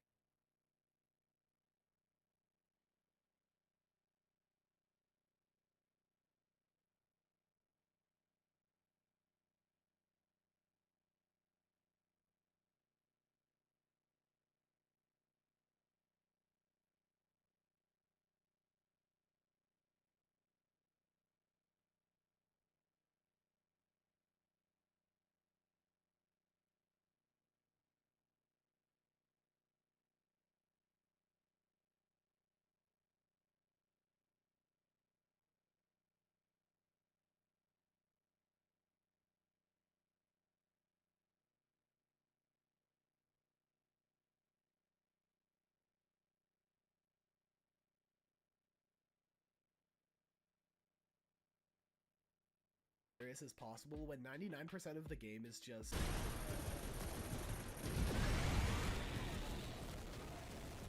Eventually, after one mind-numbing level after another, we make it to the boss.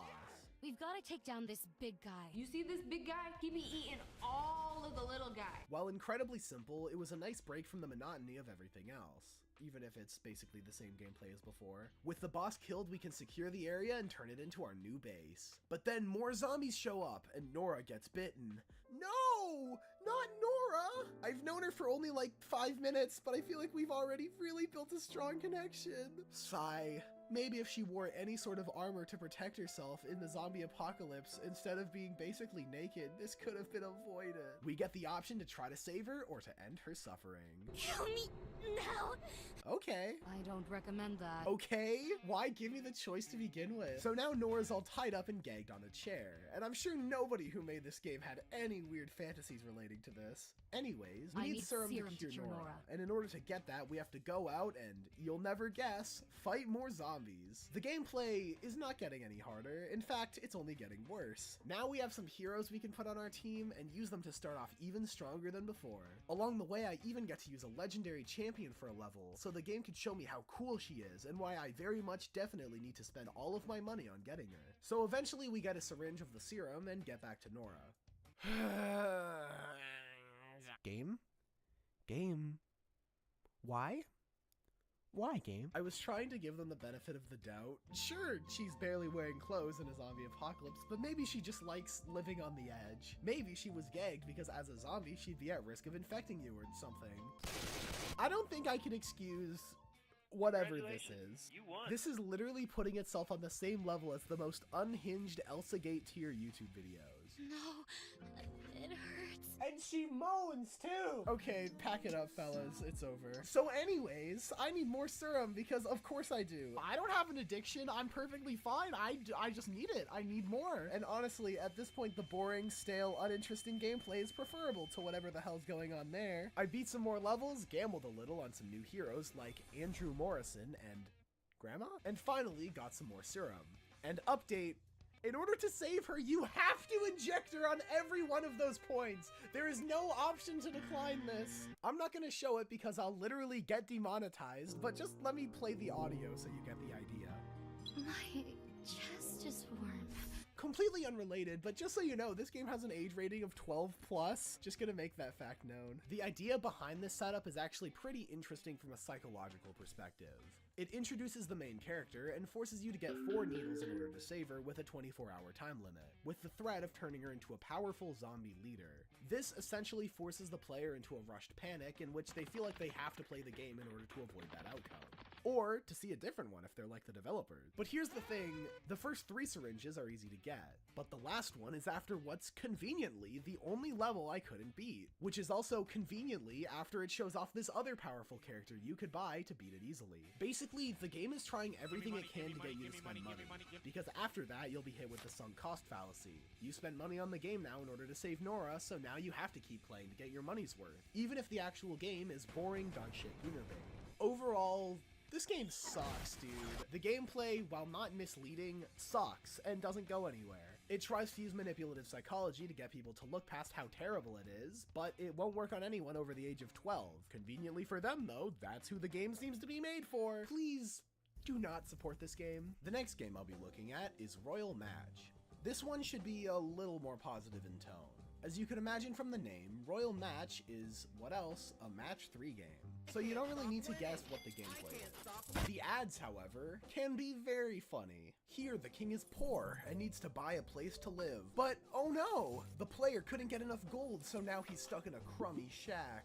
And he can't get the coal to his fireplace, so he's gonna freeze to death. Oh no! And now he's like catching on fire and dying. There are also playable ads where he manages to get himself in the absolute worst circumstances possible, and his only hope is for you to be the one to match some shapes and save him. How can a king be so down on his luck all the time? It's actually described pretty well in this ad. But there's a king named Robert, he's always getting into trouble and you have to save him. Save him from who? Well, you'll find that out when you download and start playing Royal Match. My cupcake The game itself is, get this, just like the ads. Yes! I know it took the literal most bare-bones gameplay to do it, but we've successfully found a rare instance of a mobile game ad not being blatantly misleading. Except for this part. Sadly, the game itself doesn't have much to talk about. The actual gameplay is usually focused on using the match 3 mechanic to clear things, bricks, grass, and plates, in order to continue building up the kingdom. The different shapes are very pretty saturated colors, and the special pieces make big explosions. Wow, I love matching good. There are different areas you unlock access to, and seeing the castle come together gives off a feeling of greater progression, more than just your standard world map like other games in the genre. The insane scenarios seen in the ads do seem to come up, but only on rare occasion through optional King's Nightmare levels, where you have to save him from whatever scenario he's in. In my case, the king's kitchen caught on fire, and I needed to match 3 in order to clear a path for the water to pass through to come put it out. While the game itself is whatever, I think the sheer popularity of this game is kind of insane. The fact that even today, the match 3 format is so prevalent that Royal Match is the 7th most popular free game right now, and the 2nd most popular is a game by the same company, just proves that time is a flat circle. The Candy Crush craze is still very much real, and as long as there are 40-year-old wine moms, I think it'll always just be a constant that looms over everything, always. The next one's called Hero Wars Alliance RPG. This one is also pretty infamous for its insane ads. This was my reaction the last time I had to witness them. What the fuck is that? Pretty reasonable if you ask me. So the first thing I see upon opening the game is what could very well be the most insane privacy policy I've ever agreed to. Dear user, before you start use Hero Wars Alliance, please read the terms of use carefully and check that you have agreed to the terms of use. Please read our policy to find out more about our aims, objectives, and achievements. Underneath that is 4 checkboxes saying I agree to the terms of service, I consent that the Nexters can use my personal data, that I'm an adult, and that I give them permission to the transfer of my personal data. What data are they sharing? I don't know. I agreed anyway. I'm just saying, if my personal information is suddenly everywhere, I think I know where it leaked from. I'm putting myself on the line for this game, so it better at least be good. When we get in, our hero character's trapped in a tower and we have to let him out. Then we get to see some of the number-based combat puzzles, which is code for using basic addition. Thankfully, I know that 32 is in fact bigger than 30, so I win and can move on. We get to see our main character, Galahad. Okay, I'm just saying, one of these depictions is way cooler than the other. Then he falls into a different map, where things are a little more open but with the same general gameplay. You just tap on the enemy with the least amount of health so you could add their number to yours. That's the main mechanic shown throughout its advertising. However, when actually playing it, much like the shooty gun ads, it gets boring really quickly. The game tries to hide this with chests and other breakable objects that give you coins and gems. Then you can also fight bosses and go to towers that lead to the other types of sub-games. The tower one from earlier, but also another auto fighter one that's very similar to something like Raid Shadow Legends. While going through this area, things technically happen, but describing it sounds a lot cooler than actually playing it. You meet a giant troll woman and she'll fix the bridge for you if you get 500 points. You do this by tippity-tapping more things. Hooray! Something I find very funny is the moment Galahad interacts with a woman. Wow! You handle that machine gun like a pro! Gear Goddess. After going through enough enemies, I eventually got some more characters and made it to the town. It seems everything leading up to this point was basically just a tutorial. But the weird thing is that after finishing it, the main campaign is almost nothing like what I just played. It's just the auto battler from before without everything else complementing it. I don't know where the rest of the game went. The variety seems to be mostly contained in the cold open, which is unfortunate, because as brain dead as it is, there are definitely ways to build onto this type of number-based combat to make it more challenging, interesting, or advanced. It's almost as if the developers knew that this gameplay would get stale and needed something more reliable to fall back on, to avoid the same problems we saw with the gameplay in Doomsday. But don't worry, guys. I know this may not be the game promised in the ads, but look! You can open loot boxes to get characters! Thank goodness they kept the mechanic that makes them more money. Really shows the priorities. Overall, you probably shouldn't try this game. The gameplay itself seems whatever, but the terms of use seem kind of insane. Do not try this at home, please. The last game I'll be looking at is Ebony. This is one of the most iconic games in terms of its ads. Being a few years old, the most interesting thing to me is how the misleading ads have changed and evolved over time. Not in the sense that they're no longer misleading, because they still are, but more like that the type of ads have evolved. When it was first getting popular, its ads were about this pin-pulling puzzle mechanic that in the current day didn't even make an appearance. Nearly 3 years ago, my friend Sauronel covered this game in one of his videos, and the game he played was fundamentally different from the version of the game I played today. Looking at the branding and comparing them, they're almost completely unrecognizable. Sometime between 2022 and now, it switched from the fake pin game to the fake shooting game. It seems the one constant is the predominantly negative reviews complaining about it, and also receiving the most NPC inhuman responses possible from the developers. Dear player, to better solve your issue, could you provide more details so that we can assist you further? Thanks for your patience, and we seek for your kind understanding. Great working. One more thing I found absolutely hilarious about the ads was the disconnect between the videos and the playable demo after. The hard cut from expectations to reality is so unbelievably funny to me. It's a broken, stuttery mess that barely works. When I played the actual game, I watched what could possibly be the lowest quality video in any video game I've ever played.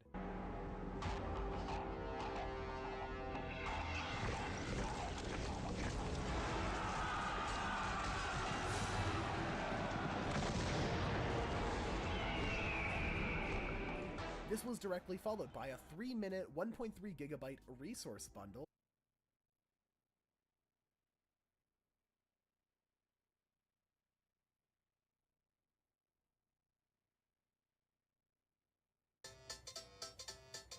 Hi, I'll be introducing you to our cast. Here they are. Tim, one of my best friends. I'm not your friend. And maybe you should leave, chicken. That's it! Anyways, our next person is... Bob. Hi guys, it's me, Bob. Can we just please calm down on the violence and pushing stuff? Anyways, as I was saying... That's it!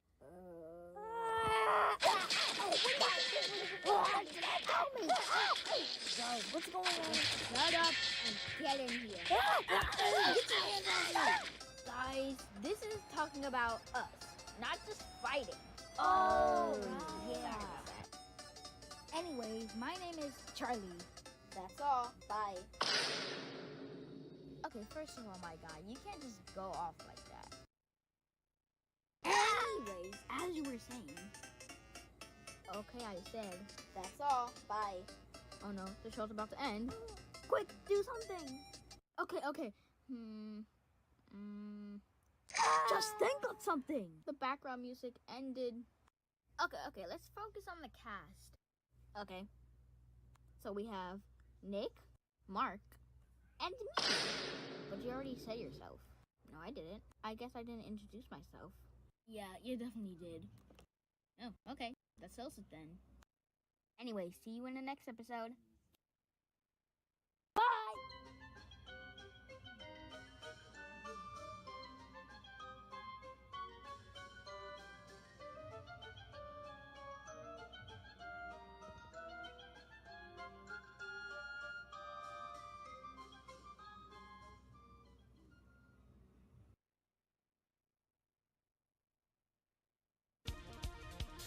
Menino.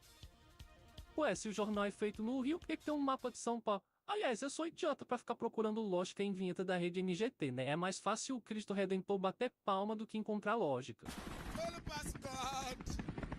Jesus Kung Fu!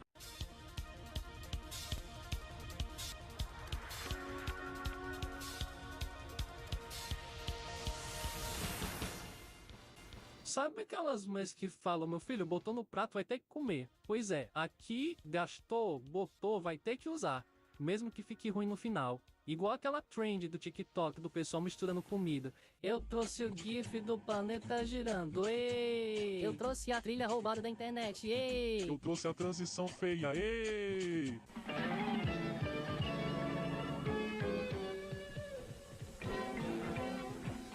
Vinheta de 2015 da emissora com a hashtag Chega Junto.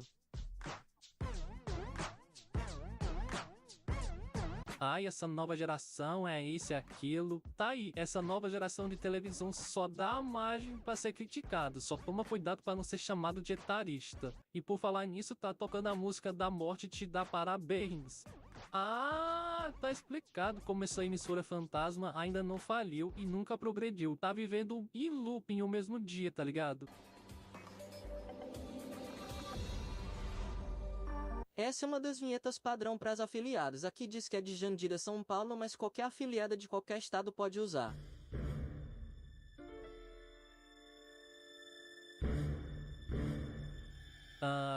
Tá? Pra que essa musiquinha de filme de terror? Eu li um comentário que antes eles usavam uma trilha mais animada, mas eles quiseram trocar por essa porque, não sei, como você mesmo bem disse, é mais fácil o Cristo bater palma do que entender a lógica da rede NGT. Chega junto, junta tudo e joga fora.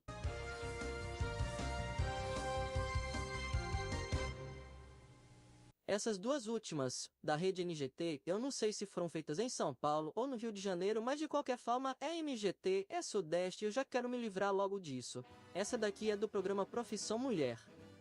Ah não, template de Bluff Titler, cara. Pegaram logo o template que tem menos a ver com um programa que aparenta ser feminino. E eu sei do que estou falando, pois eu tenho o Bluff Titler e conheço os templates que tem. No disco local C tem uma pasta com vários outros templates que combinam melhor.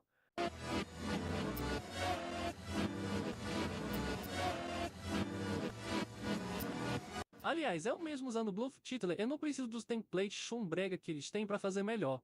Eu mesmo tendo um orçamento bem menor do que essa emissora ganha de apoio cultural. É muita falta de esforço. Aqui embaixo, a seguir profissão mulher, a seguir profissão mulher, a seguir profissão mulher. Tem nem pra que botar esse a seguir embaixo. E olha aqui, Fernanda Comora. Fernanda, eu não vou nem falar mais nada. Prossegue aí.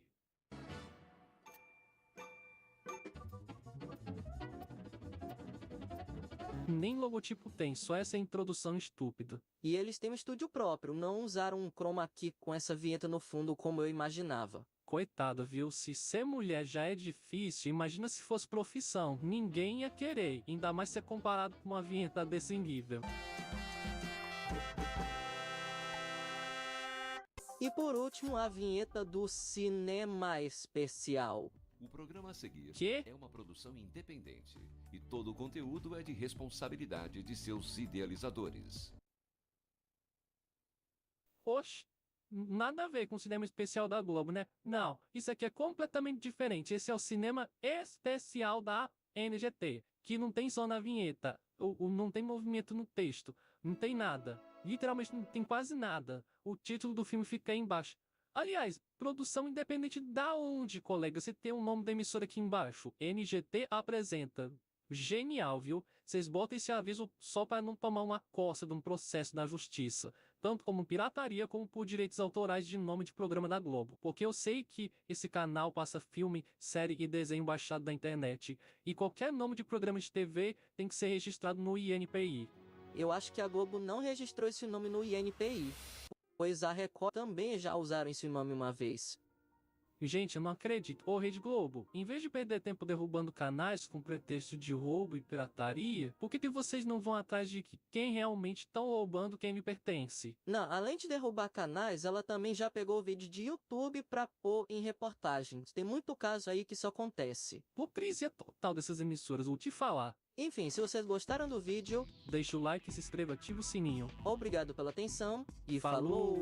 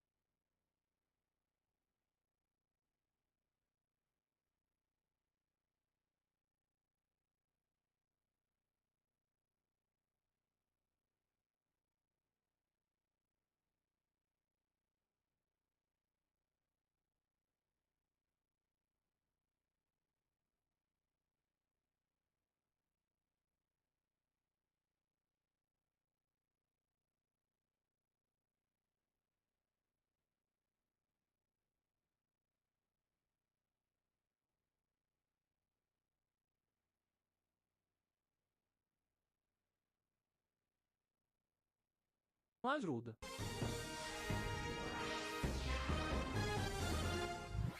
A vinheta.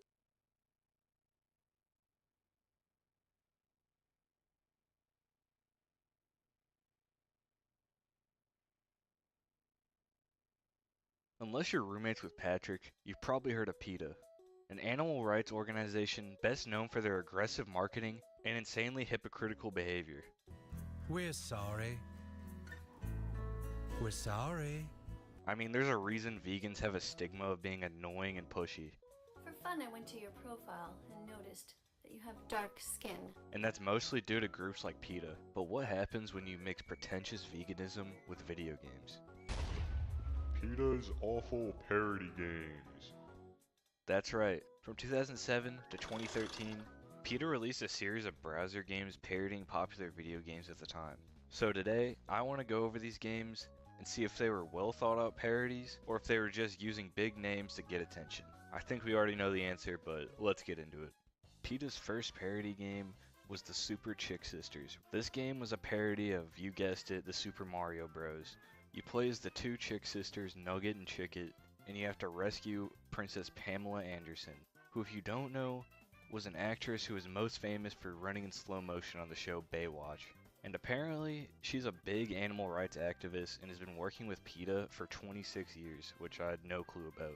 That's why she's just randomly in this game, and she's actually a playable character if you use a secret code. The main target of this game is KFC. In the game, KFC kidnaps Princess Pamela, and the Chick sisters have to go get her back. This game is pretty much your standard Flash platformer game that you'd play on your Chromebook when you should be writing an essay, except all the NPCs preach to you about veganism. This game eventually got a sequel in 2009, where they turned their targets towards McDonald's, where Ronald McDonald kidnaps Princess Pamela. What am I even talking about right now? But yeah, this is pretty much just the same game, but with McDonald's instead of KFC. And in one of the cutscenes, they show you live chickens being slaughtered. So yeah, pretty good game. Moving on to the next game, Cooking Mama, Mama Kills Animals. This is a parody of Cooking Mama World Kitchen. In this game, it shows you the brutal realities of cooking a Thanksgiving dinner. Like when you go to crack an egg and blood comes out for some reason. I don't really think that's how eggs work, but yeah. Cooking Mama herself came out with a response, saying she isn't vegetarian, but supports the humane treatment of animals. You know it's bad when Mama herself has to come out the kitchen to dispute the allegations. This led PETA to come out with their own response. They thanked Cooking Mama for a good response to their game and said they were only trying to make a statement on how real life animals are mistreated. Although I think this is a good statement from PETA, it doesn't deny the fact that they make these games to try to scare children into being vegetarian. PETA's next game was Super Tofu Boy, a parody of Super Meat Boy. In this game, you play as Tofu Boy, who has to rescue Bandage Girl from the evil Meat Boy. I don't know why, but I actually kind of had fun playing this game, pretty much just because it's basically the same gameplay as Super Meat Boy. But what's funny about this game is how PETA kind of created their own lore for the characters. Like, they basically just inserted their own OC, Do Not Steal, into the story as like a super awesome guy that everyone loves. He sleeps with Bandage Girl, and she falls in love with him, which makes Meat Boy turn evil and kidnap Bandage Girl. The creators of Super Meat Boy, Team Meat, ended up actually putting Tofu Boy into the game, and making him the worst character, which is honestly pretty hilarious. Next up, we have Mario Kills Tanuki. Yep, another Mario game. I don't know what was so bad about Mario that they had to make 3 games about him, but here we are. This game focuses on Mario's Tanuki power-up. You know, the one where he grabs a feather and then gets his Tanuki suit so he can fly? Yeah, that apparently means in the split second he grabs the feather, he actually gets a Tanuki, skins it alive, and puts on its fur. The more you know, I guess. So in this game, you play as the Tanuki, and you have to run after Mario to get your fur back. This game's pretty much just an auto runner, which is kind of ironic since Nintendo made their own Mario auto runner years later, if any of you remember that game. Obviously the message of this game is wearing fur is bad, but I really don't know why PETA keeps targeting Mario of all characters, especially for something like wearing fur when he literally jumps on turtles every game. I want to know whose job it is at PETA to play games and just analyze it for anything wrong about it. Like, literally, what does Mario grabbing a feather and putting on a suit have anything to do with skinning animals for their fur? Like, it's pretty bold of them to assume, and honestly pretty disrespectful, that Nintendo would make their most popular character purposely harm a native Japanese animal. Pokemon Black and Blue. This game is a parody of, you guessed it, Pokemon Black and White. This game takes the obvious approach of just comparing Pokemon to dogfighting, talking about how Pokemon battles are animal abuse, which is probably one of the most boring approaches you could take to a Pokemon parody, since that's literally one of the main criticisms ever since the beginning of Pokemon. But I wouldn't expect PETA to have any sense of nuance in their games. So in this game, you play as Pikachu and you rebel against the Pokemon trainers and fight the trainers themselves instead of other Pokemon. And you keep gaining more allies until you fight Ash, the final boss. And he eventually realizes that he was wrong the whole time and decides to start his own organization to help Pokemon. It's called Pokemon Ethically Treated Awesome. But not everybody will get that. That's just for the scholars 100 years from now. Wow, what a beautiful game. But seriously, out of all the Pokemon games you parody for this message, you pick the ones that actually confront this issue head on. Like, one of the main conflicts in the game is about how Pokemon are treated badly by trainers, but it gets completely disputed in the game because the main bad guy organization, Team Plasma, who are the main perpetrators of trying to convince everyone that Pokemon battles were animal abuse, but they were actually just using it as a front to conceal their evil plan. And most of the members didn't care about Pokemon at all. And while the game actually admits that they do have some good points, it also shows that Pokemon are pretty happy being with their trainers, which is weird. Imagine a big organization who promoted good ideals, but were secretly completely evil behind the scenes. I don't know, I can't really think of that happening in real life. It's a wonder why PETA hates this game so much. The last parody game they made came in 2013, Pokemon Red, White, and Blue. Not only is this another Pokemon parody, it's another McDonald's parody. Yeah, I think they're really running out of ideas at this point. But anyway, in this game, Pikachu, along with Miltank, Jigglypuff, and Grimace for some reason, he's a Pokemon in this, fight against the evil McDonald's Corporation. Yeah, this is pretty much the same as the last game. I don't know why they had to make another one. I think they pretty much got their point across with this one and the last Super Chick Sisters game. But it's pretty crazy that they made not one, not two, but 5 parodies of Nintendo games. Like, they were just begging for a lawsuit. Nintendo did actually respond, saying they take the inappropriate use of their products and intellectual property seriously, but I don't think anything actually ever came from this, because the games fall under parody law. So Nintendo couldn't actually do anything.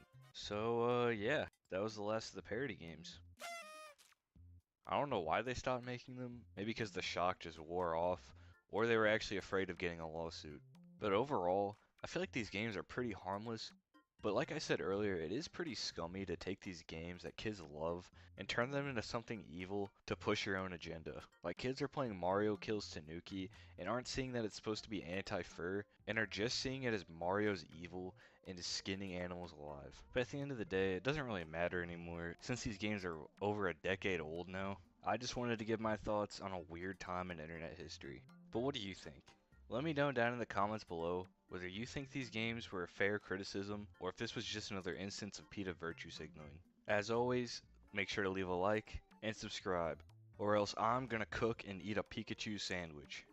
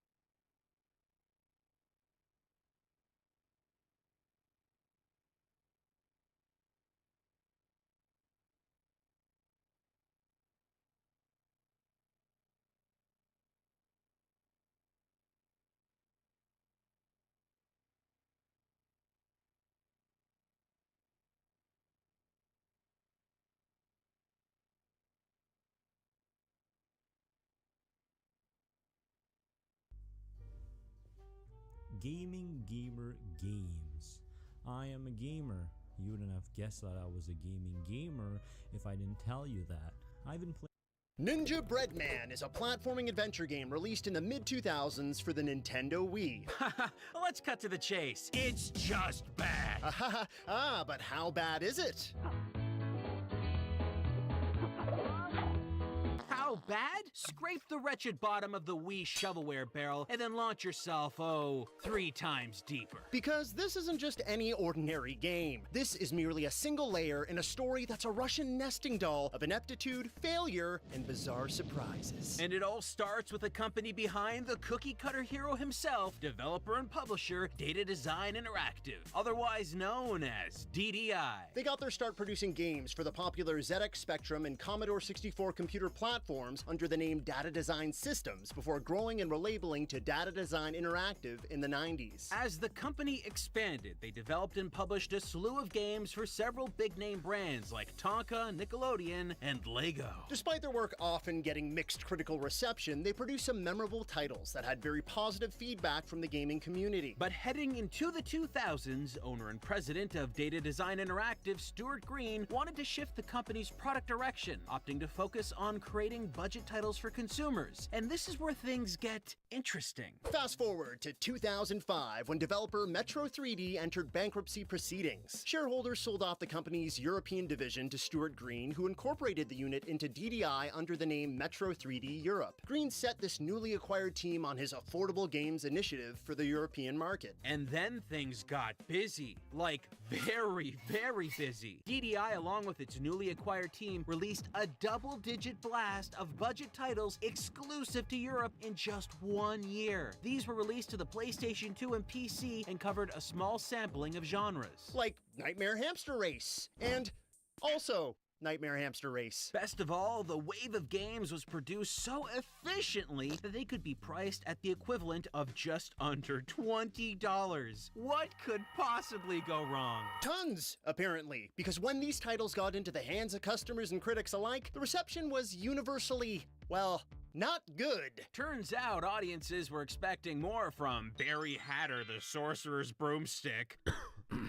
Oh, sorry, did I say Barry Hatter? I meant Billy the Wizard Rocket Broomstick Racing. We swear this isn't a cash grab. DDI quickly gained a reputation for rapidly releasing shallow, buggy, and repetitious experiences that could be completed in minutes. Now, one would think that a developer being stamped awful, ignoring loud criticisms, and continuing to aggressively release trash games would have led to the company's quick collapse. But here's the thing, it didn't. In fact, Data Design Interactive would go on to sell multiple millions of units of its titles in the next few years alone. And why exactly? We would like to play.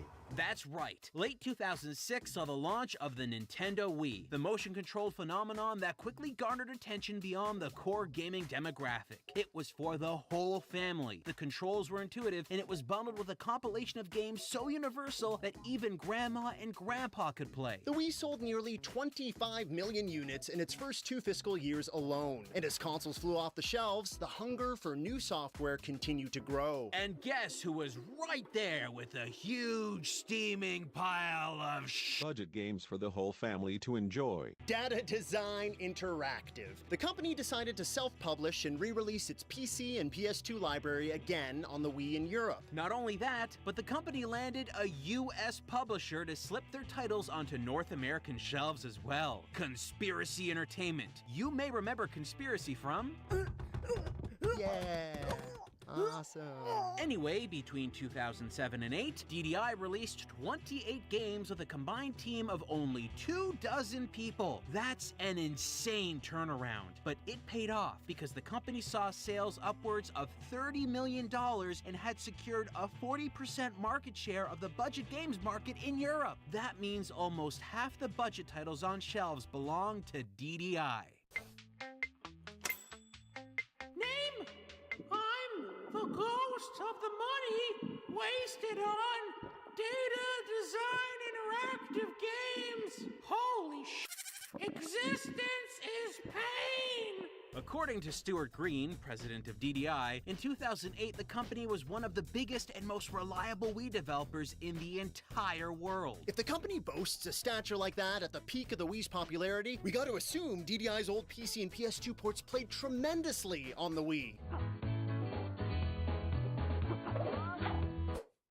Right. There's more to the bizarre story of DDI, but to properly understand it, we have to fight through the tears, power on our Wiimotes, and force down a rancid bite of Ninja Breadman. We start the game and are met with absolutely no music on the intro page. No sound effects, no excitement, no fanfare. Just a cold back and forth glimpse into the game world. The life of a Ninja Breadman is without flourish or excess. We are a warrior of cookie. And what's a warrior without awesome warrior moves? It's time to get into the game and start our training. At the level select, we have 4 options.